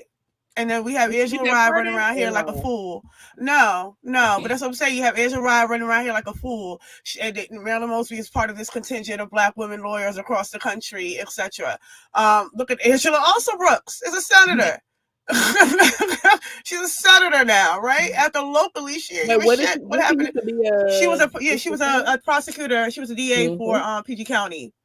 That's what I thought. I was like, yeah, at the time where that young man was shot and murdered at the back of the police car while he was handcuffed, and nothing happened to the police. And this was under, and even in the dilapidation of the PG County schools. I think it's wild that some schools do not have a budget for a PTA. Where's the money going? Because if you drive through Laurel, them streets is bad. So where's the money going? So I do see that happening as like a through line across these areas. That, you know, even as we talk about local politics, that's why I think it's so important that we talk about it in ways of how do we obtain political power. Because yes, we can certainly use these people because all these people are borderline crooked anyway. So, there are instances where you can use certain things to your advantage. You can speak to certain people who will be more, lenient towards your cause. But overall, they're not really concerned about the betterment of what's happening locally, because many of them are thinking advancement. Because there's nobody that stops at one position and be like, I'm gonna be right here in the city council. I'm good with city council. I can ride out on city council. No, because from city council they want to go here and then here and then here. Yeah. And so we see those trajectories. It's encouraged in some spots too. It is. It's like, you start here, you start small and you build up. I also think that with Tawana, she kind of like has ruined her chances of doing something more now, because she had ran for office 2 or 3 other times before and had lost, but she kept running. And I think that's how she got the school board seat, is that she ran so much, people just got used to seeing her name, and that helped her. And it was a very low trajectory race. Like, the school board doesn't have a lot of people going out to vote for it, so it just made it easier for her. But she's ran for bigger positions before and lost. She lost her city council race. She lost county commission races. And I think that she kind of knows, after she acted a fucking fool on the school board, that she ain't finna get nothing higher. She's gonna have to wait a while. Like, she's gonna wait like a few years, a few election cycles, for people to forget that she did that, which is gonna be hard. We have a very big Hispanic community here, and they have a lot of support, especially with the ICE stuff happening. So this kind of fucked her up. And she really just should have shut the fuck up. I say, sometimes you really should just shut up. I shut up all the time. Not on here. No, I hope that it means that it's the end of the road, because Sheila Dixon in Baltimore. She'll run every year like she ain't stealing people money. Every year she'll run for mayor like she ain't stealing people money, and she gets a good amount of votes. Like their money that was stolen. So I do think that I should hope so that means the end of the road, but you just never know, because again, people be determined, and they build a base. These people do find a way to build a base. She has built a base of other similarly stupid people in her age range. I think that also helps. That's all it takes, girl. If they active voters, that's all. That's all you need. Are you believing? That's the Democratic Party strategy. They don't gotta be smart. They just gotta be active voters. You just gotta be able to push a button. She's very much weaponized and strategized that because most poor people don't understand local politics and they're not paying attention to it. So she's able to really weaponize that, and I think that helped her for the school board race. But if she ran for anything else, it'd be way harder because you have to have so many people for the other elections, city elections and county elections, have so many people coming out. So it will be way, way harder because you're gonna have close to like 100,000 plus people voted, not just 2,400 and something that voted in the school board race. So I do think that that's going to work against her. And people don't be forgetting stuff. Like the digital age has really screwed people over. Them text messages, the full text message she said, honestly, she really kind of fucked up because the girl posted that she said that baby should have get you deported. And she blocked out the stuff that Tawana said after that. Tawana defended herself, posted the full messages. Oh no. And I said, Tawana, you should have kept that. You shouldn't have said anything because why did you say something to her? So she actually told the girl, really? Stop talking. You built like a light bulb. Your mama a bitch. I will give you the same energy. I have not disrespected you. This a child? Okay. She said this to the child? This is an adult talking to a child. She said this to the child. And I would not accept this shit from you. I'm from South Memphis. You know what I mean? That's what she said to the girl. And all people ever saw was, baby, be quiet before I have you deported. The girl had covered everything else up. Man. She put herself out there. So now it looks even worse because not only are you threatening to have her deported, but you're a bully. An adult bully of a child. And now I got to go listen to a bootleg of your song because I can't give you no credit streams. I would hate for you to earn a coin off of me. So now I got to listen on SoundCloud. You so stupid. Now I got to go find this song because I really got it. It's so good, y'all. I can't even hold you. Wow. As the Dorinda Medley, Real Housewives of New York, has told us, say it, forget it. Write it, regret it. Okay. Oh, there's a good documentary on that creep, Dr. Drew. That man creeps me out. He really does creep me out. On the Housewives? Yes, there's a it's documentary. Not that good. I have my own opinions. They should have had me on there because they was giving ahistorical facts. Okay, I've been here since 2006, season 1, episode 1 of Orange County. Okay, they wasn't giving the real. I ain't like how they did it. They were trying to angle it a certain way. I did not like how they kind of. I did not like how they kind of introduced like the criminal right, because they brought up Nene. Some of them, and they started with Nene, and she had them leave. But also, that was like 20 years prior to the show. That you know, so I'm like, they'll just drug Nene in here. Right, I saw that. I'm like, oh, that's nasty. That's nasty, right? Because I'm expecting, you know, as they go through the story, I'm expecting some horrible, awful crime that she did that she got away with, and then it was just wait a minute, that was it. I couldn't even remember. It was so petty. It was stupid. It was you gonna make me go watch Real Housewives. If I was gonna watch Real Housewives and I don't ever watch it for real, which one would I watch? Which one should I look at? Oh, this is a good question. Well, I always tell people start with New York because they're crazy. But in New York at like season 7, because then it gets downhill for there. Atlanta, of course. Atlanta, I think seasons 1 through 7 are golden. The golden years. This stuff has been around. Jersey. Long. Jersey, I think before Melissa. So once Melissa Gorga enters, you step out the no, Melissa Gorga. Before the sisters and before the sister-in-law comes in, step out. Because then it just that's a never-ending thing that goes on for at least 10 more years and nobody got time. But yeah, Beverly Hills.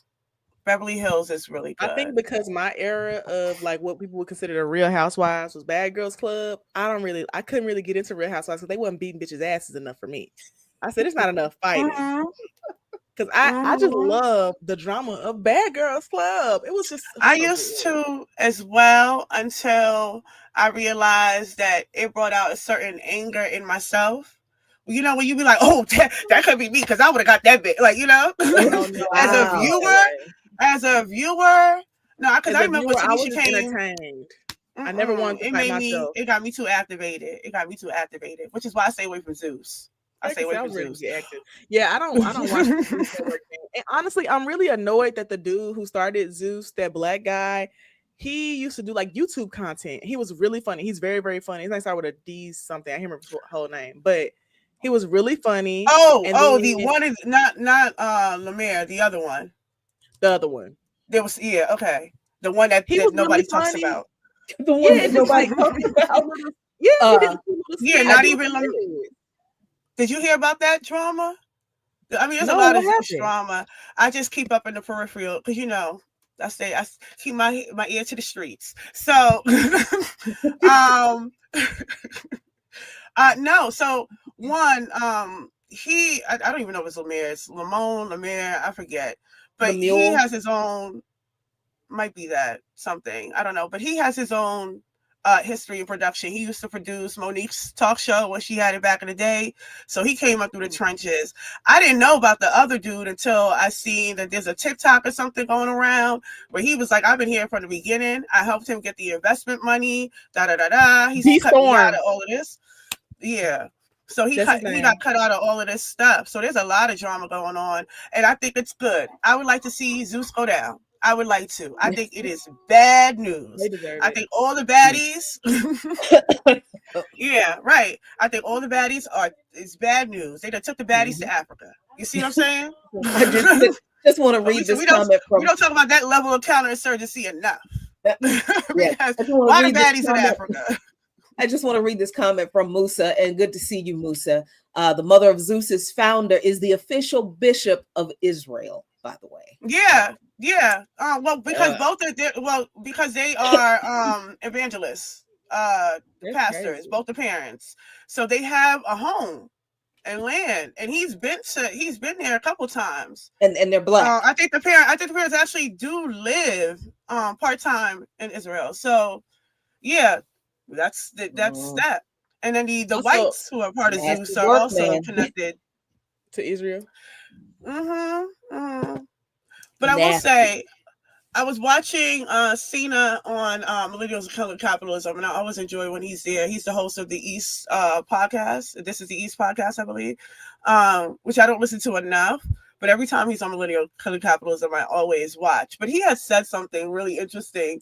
I was like, oh, wow, cheap shot. But because he was like, they were talking about podcasting, and that's why I had asked really the question to Ear Doctor, because he was talking about like a plateau.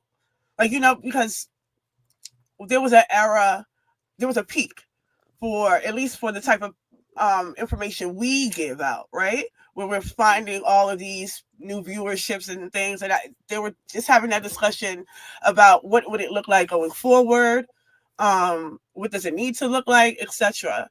But then one of the things he had mentioned in passing is like just the thought of, without these kind of informational barriers that we provide, that people are just going to get stuck in that kind of Bravo-esque Real Housewives funnel of information. Like that's the only way they can receive like that kind of entertainment, because they were talking about the kind of next kind of level to podcasting. Like, do people need to have these kind of person-to-person conversations on screen, or do you need to start adding visuals and things like that? Like, what keeps people attentive? And so when he said the thing about the Bravo thing, I was like, all right, well, but I do get it. Because I don't watch all the stuff, but I do watch the Housewives, and I'm very open and honest that I watch the Housewives. I don't mind it. I quote them. I think they are ridiculous. I've seen all the franchises, even when they used to have one in DC. They shut that down though, because it was a security breach with the White House. One of them girls got back and shook Obama's hand. It was like, that's the end of this. Yeah. Shut that whole DC thing down. But I will say that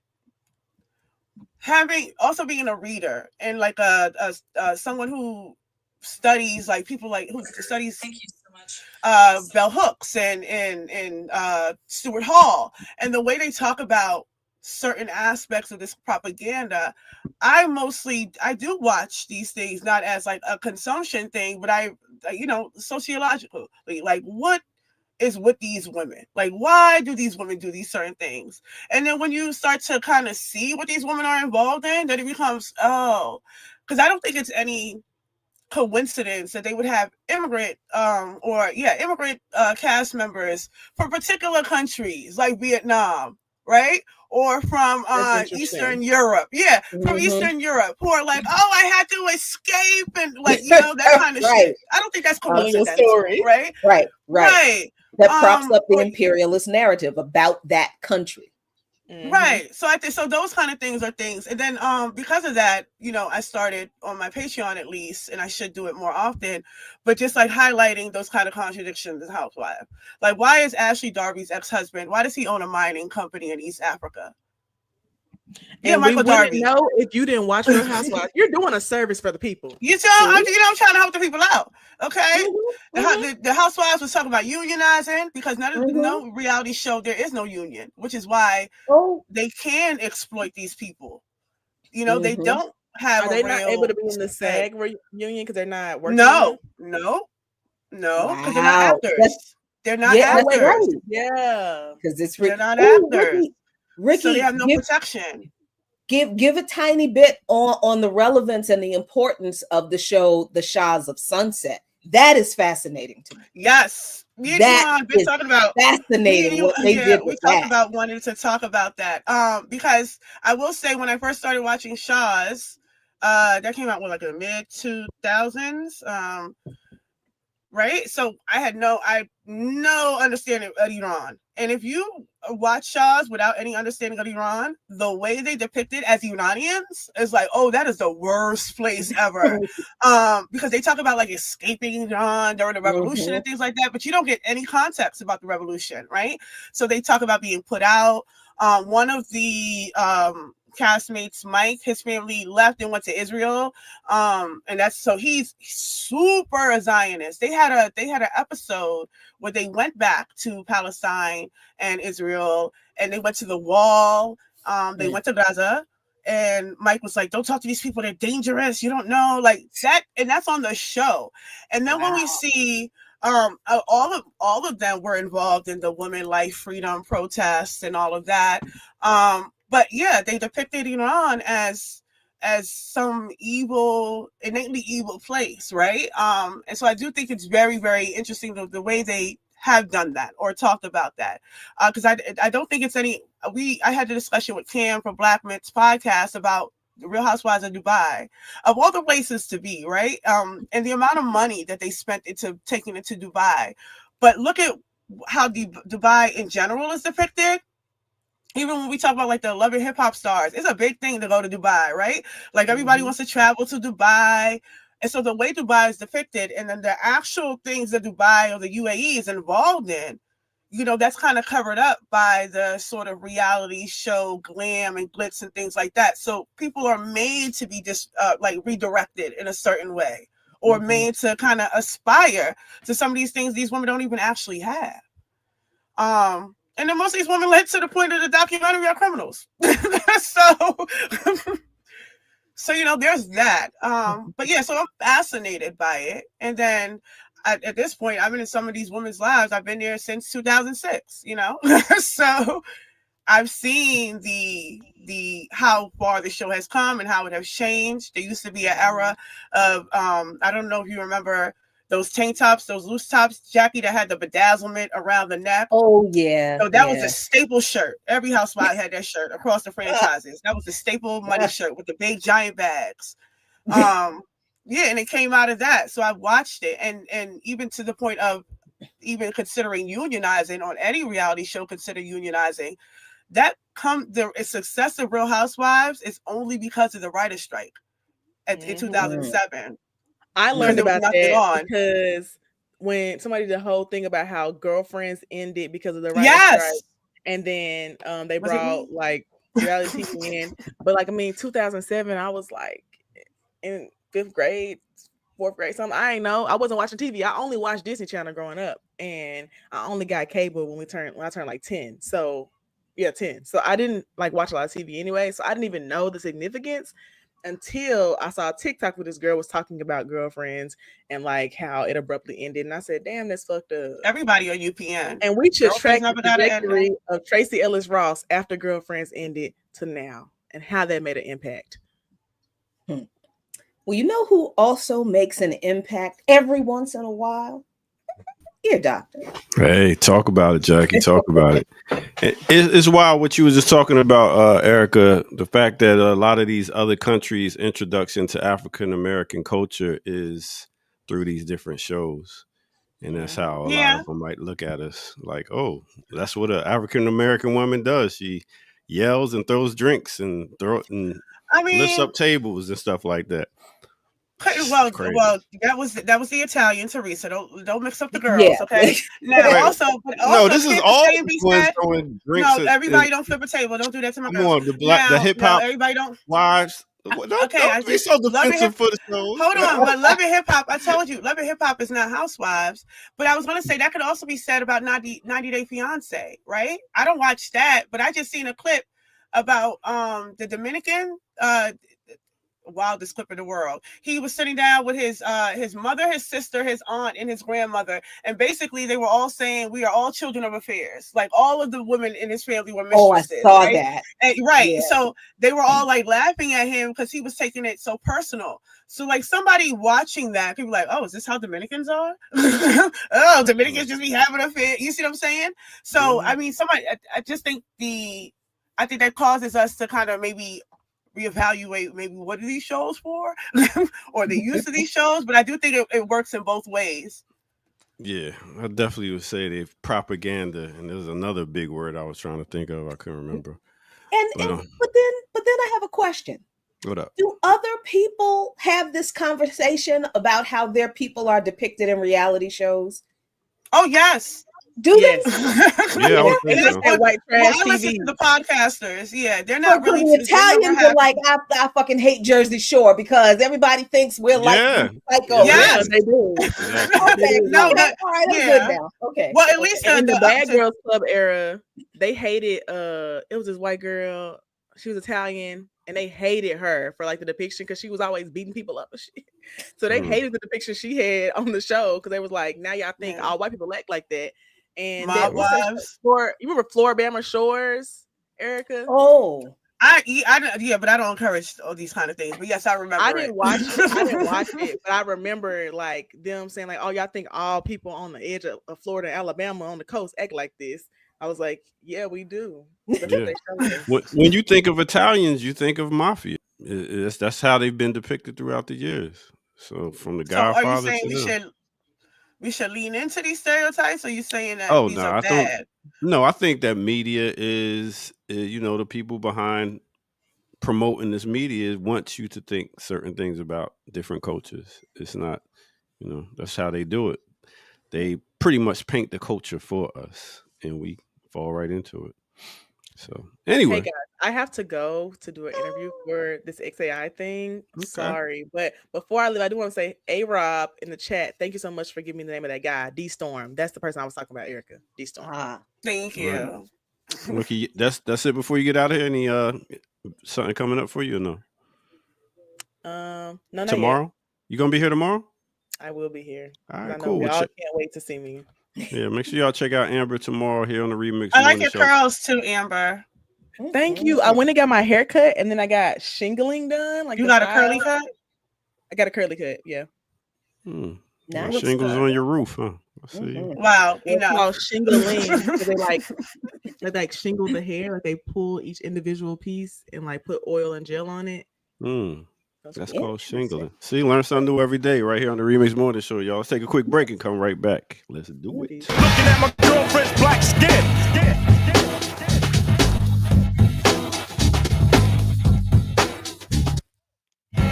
What's good, everybody? Welcome out to the Remix Morning Show. Yes, hit that like button, subscribe if you're new to the channel, go to patreon.com, become a member over there, get footage that's rare, and donate. We're at blkliberationmedia.org. Wanted to take a quick break. It is National Poetry Month, so why not bless y'all with a poem, a poem, as my girl would say, a poem. Let's go and check this one out right here from Ernestine Morrison. Here we go. Okay, now ladies, now let's get information. Prove to me you got some cooperation. I'm not a poet, I'm a truth teller. And I don't need no snaps with this. I want you to hear me loud and clear. I'm singing a cappella. If I could talk to my 10-year-old self, I would tell her not to be jealous or envy. The little black girl with curly hair who got straight A's in class sitting right next to me. I would tell her, then rather than pointlessly making every other girl into enemies, it is much better to form a friend. And instead of feeling inadequate like I was the class dummy, I would invite that same little girl over after school and ask her if she would teach me how to study. See, we would have a fun sleepover and eat chocolate cake and sip on milkshakes. We would let our 10-year-old dreams and ideas unfurl. We would jump on the bed, watch Destiny's Child videos, and scream out, "Girls rule the world." Iron sharpens iron, so one man sharpens another. When we realize two heads are better than one, we'll stop competing with each other. We're here for creation. Let's get information. The true images of sisterhood need to be reshaped. Like imagine if Nikki and Kim both came together to put out a mixtape. The Bible says two are better than one because there's good reward for her labor. So when your sister falls, you would be the one there to save her. But woe to her who falls when she's alone and has not another to pick her up or lift her up. When we hold each other accountable, we leave no room for jealousy or hate to interrupt. Women, we are inventors, creators, and debaters. Together, we are unstoppable. The perfect definition of powerful. The perfect synonym of bountiful, plentiful, fruitful, giving, and big-hearted. So let's link up with our sisters and help each other get our ideas started. Let's put in the groundwork and build up our networks. Like, imagine if Oprah and Kathy Hughes both came together to create that network. If I could turn back the hands of time and jump back a decade, I would tell my younger self that she was beautifully and wonderfully made. I would take all of the lack of knowledge and love for self out of her heart. Tell her that God made her special, gave her gifts and talents that set her apart. I would tell her to build the foundation and get in formation with all the other little girls who wanted to do big things and had big dreams. I would tell them that together they were valuable, they were adequate, they were worthy, they were good enough, they were smart enough, they were strong enough, they were fearless, they were leaders. I would put all of their insecurities on a piece of paper, burn them, and set them free. I would tell them that the girl that they strive to grow up to be, well, she is we. Oh. Ooh, she is we. That's Ernestine Morrison. Big up to that sister. All right, with that said, let's get back to it right here on the Remix Morning Show.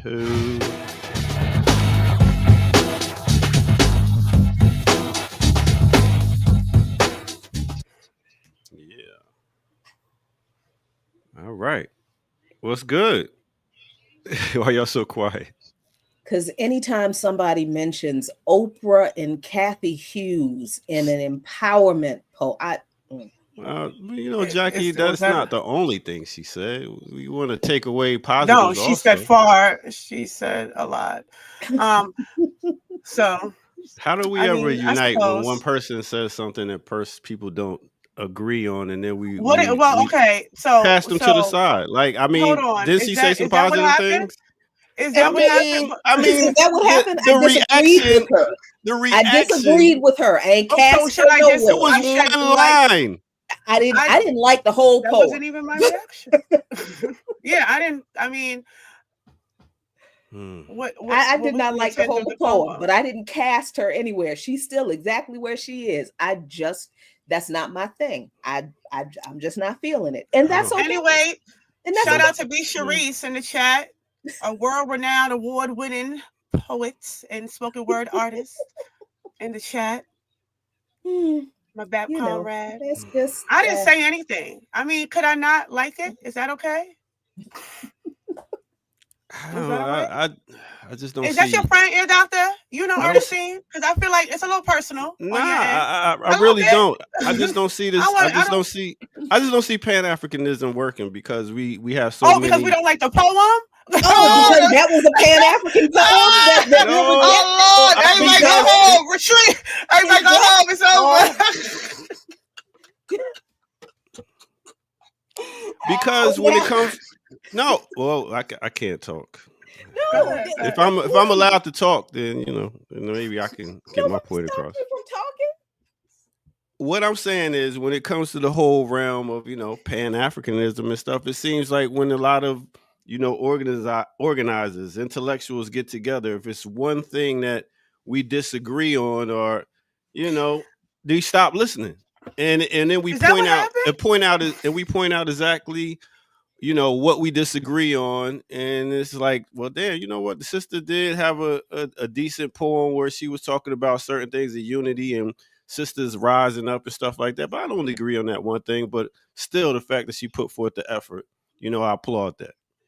And it seems like that's what happens a lot. Like people just stop listening to people because they disagree on one thing. That's why I said with music, it's a unifier. No, this her poem had nothing to do with Pan-Africanism. So I'm not sure why you brought up Pan-Africanism in your assessment of our response to the poem. I just don't like the poem. I think the poem is I think her poem is based on an oversimplified, not based in any reality, a retrospective of what she wished her childhood would be, but it's not something. There is no easy pat, I'm going to put it in a poem answer to dealing with these serious childhood issues, right? This is, just because it's a nice poem that does not provide anything that's grounded in reality. I don't think it's great. It's a poem, okay, fine, but to equate it with Pan-Africanism, how? What did she say that was Pan-African? What did she say in her poem that reflected Pan-Africanism? And then, of course, like when you get to, we should be able to come together, or if Oprah Winfrey and Kathy Hughes would come together and build this model for all Black women to emulate or to be a part of, then that brings in a class issue. And we know the serious issues with people like Oprah Winfrey and I think she was referring to the media space, not their ideals. That she talked about if we can have a media like those two sisters that have a media space, then we can project louder. But if the people who control the media control the narrative, we just said that, right? So why are we being okay with having neoliberal Black misleadership class, bougie ass Negroes control a media space that we revolutionary Pan-Africanists are supposed to be involved in, who are also anti-capitalist and anti-socialist? So why are we going to let Black capitalists create a media space for anti-capitalist Black people where we know they're not going to let us say what needs to be said because they already don't? But when we want a media space where we can reach out to more people, that's part of the reason we're doing Black Liberation Media, so we can have a media space to reach out to more people. So if we were to have a big media space like the two sisters she referred to, then that would be good. Well, a few things. You're making a plethora of straw man arguments around this. Straw man arguments. Like you're not arguing the issue at hand. You're doing the what if. Don't we want to, but the issue at hand, well, one, I never even responded. I could just not like the poem. Maybe I don't like spoken word. It's not my bag. And earnestly, I quote the Issa Rae from Awkward Black Girl all the time. I am not, I write poetry. I'm published. I have my own book, but I don't do spoken word. So maybe I just didn't like it. But if we're going to talk about, if you want to bring ideology and unity into this, what is the aspiration of that poem? Let's talk about the actual things that she's talking about aspiring to, because she didn't say, what if we had a network like those two? The actual quote is, what if Kathy and Oprah came together? What would be that network? If we stopped doing things separately and started to combine? What if Kim and Nikki rap together and stop beefing, right? So she's talking about a particular unity, but she's also talking about a no, love, because she's not. Why she? What makes unity has to do with Pan-Africanism, don't it? That's revolutionary Pan-Africanism. You asked me where. You asked me where I went from. How I got to Pan. I am. You asked me how I got to Pan-Africanism, and I was referring to the unity she was talking about. Yeah, but that's not. Yeah, but Pan-Africanism is a political objective of one united socialist Africa, right? Is it not about unity? It's a political unity of what? No. Unity for unity's sake is what? What is unity for unity's sake, ear doctor? But we're talking about a political. Oh, no, Lord. love. No. But now you're being goofy. You want a real response to the thing because what you did was dismiss anything that I never gave a response. I stayed quiet because I don't like the poem. But I don't like the poem for any of the reasons that that Jackie named. But I don't think they're invalid reasons. Which is why I would say, well, if you want to make this a political thing, if you want to talk about unity, then what was she actually aspiring? What kind of unity? I listened to it. I can tell you some of the lines that she said. I listened to it. I watched it. And some of the questions that I had was, is this a cultural performance in terms of the makeup, what she was trying to get expressed through what she was wearing? Like, that's what I was thinking through about while watching the poem. And I listened to it. But I also think if we're going to make this a political thing, what even is the politics that's being expressed there? Beyond what we say on this network under our own principles and unity, we are against. You want to finish now or? Oh, I didn't know if he was finished. Okay. Oh, no, I was just referring, like I said, to, the fact that sometimes it seems like we're never going to be united as people because we've got some people come in. You want to cut in now? Did I get a chance to talk? That I was saying there's so many times that we're not going to come together because different ideologies, and it's like, damn, well, when do we ever come together? Because to me, when I was listening to the poem, I was thinking about unity, and when she talked about different people to come together, I was like, you know what, we might not all agree on certain things, but when do we come together? Why is it so much a time when this person says one thing we don't like, we'd be like, nah, we're not united because our ideologies are different. So that's the only thing I was pointing out. That was it. But why is the fact that we do not like one poem? No, it was the fact that something was pointed out of a whole poem. Like, why is it? And I gave you more reasons for why I didn't like the poem. So why is it that because we do not like a thing, and we give you valid reasons for why we do not like a thing, that becomes an indictment of organizers and a declaration that Pan-Africanism will never work because we don't like a poem that is not even based in Pan-African principles. Unity all by itself is not necessary. That's not a Pan-African principle. Just like I don't root for everybody Black because I know everybody Black is not rooting for me. Mm-hmm. No, I'm not going to unite with everybody just for unity's sake. No, we have to agree on things. We have to agree on what it is we are working toward. And sometimes we're not going to agree on how to do everything. That's a reality in organizing. We're in coalitions with other organizations that our political perspectives may not be exactly in sync all the way. And sometimes we do struggle over principles, and that's okay, but we still work together. Is that not unity? Yes, it is. Right. We can disagree and still work together toward the goal of one unified Africa under scientific socialism. That is Pan-Africanism. But I didn't hear anything she said in that poem that reflected those things. Mm-hmm. So, I mean, I don't understand how not liking a poem turned into Pan-Africanism doesn't work because y'all don't like this poem. I did not say because y'all didn't like the poem. It was implied, love. It was implied. Yeah. Write that word down too. Implications. Implications and what was the capitulations? And y'all know she was giving big old Beyonce Super Bowl performance vibes. You see that? Like with that outfit. That was the first thing I saw. I was like, did you have to do that? You didn't have I said the bullets, sis. We needed the bullets. But whatever. I mean, we also can't punch down on people's level of consciousness. Some people aren't up to your some people aren't up to your level of consciousness, and sometimes it feels like because they're not on your level of consciousness, they need to get on this level. And if they're not on this level, then why are we even listening to them? Can I just make a distinction between a stranger reading a poem and how we actually interact here on this platform, right? Because we were just on here with Amber, and me and Amber are ideologically different. Me and Amber don't agree on everything, even strategically. But I can sit on this platform and have a conversation with Amber, and it's not an attack.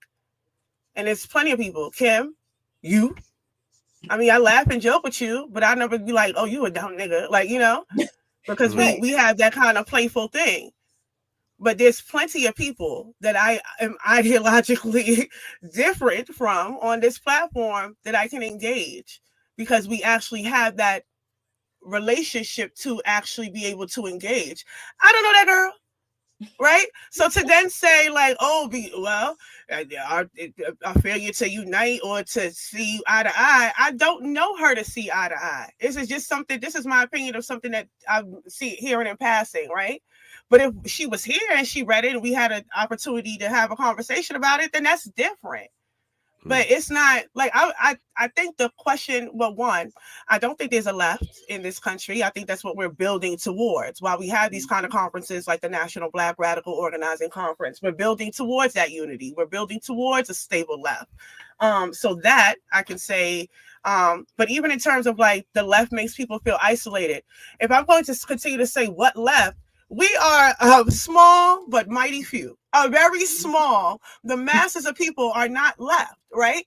So who's isolating whom? Right. Our ideas are repressed. Our ideas are shut down. Our ideas are demonetized. Who is being repressed? Who is being isolated? People are not wanting to receive it. It's never like, hey, how do we, even with the conversation about meeting people where they are, or like toning down the language, it's never about people having to meet us at a certain level, or kind of ideologically come up, right? The expectation is, and then we get dismissed as negative, as dismissive, right? Because we just had an opinion or a thought. And because we have a particular ideology, or because we have a particular framework, it's masked as something like we think we're better than, right? Just because we had it, I don't like the poem. But that is not like let's throw away Pan-Africanism, you know. I just don't want us to go from that to that and kind of misunderstand unity, because we're not doing unity for unity's sake. It's a political unity we need to come to. All right. Well, and I love there it. is, but let me just end with this. Okay. Organizing is also about raising people's consciousness, raising your consciousness, because all of us are indoctrinated to not be conscious about what this system really is and what it's doing. So while we do meet people, and I don't like that phrase, meet people where they are, because that people use that to mean that we have to go along with what people understand, and we have to not challenge people on their misunderstanding of the way things really are. That's not ever going to get the masses of our people to the level of consciousness that they have to challenge this system. So while, yes, we do acknowledge that people understand things or misunderstand things in a certain way because we are indoctrinated to do that, our job as organizers, as revolutionary organizers who do understand, our job is to help people raise their consciousness above that lack of consciousness that's instilled in us. That's our job.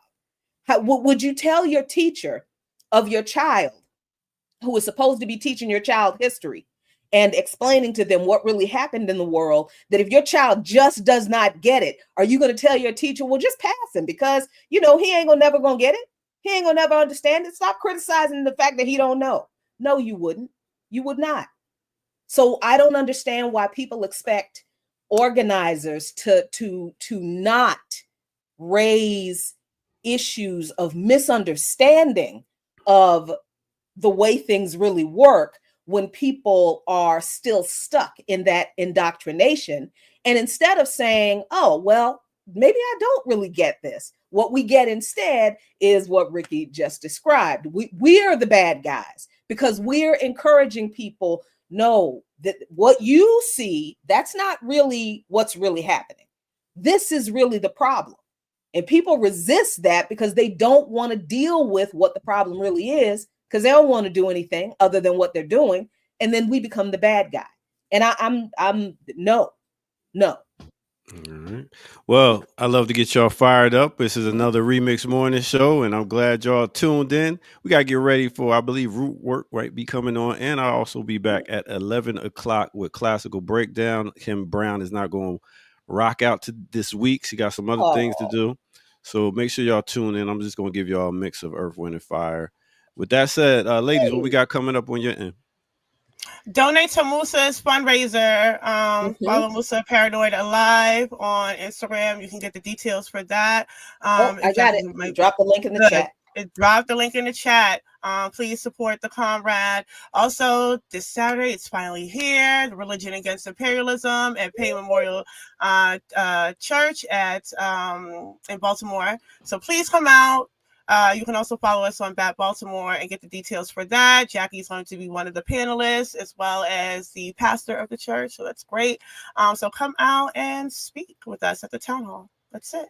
Yay. There it is. All right. Well, make sure y'all tune in. We'll be back here tomorrow at 8 a.m. for more of the Remix Morning Show, y'all. Y'all have a great one and take care. Peace out. Peace.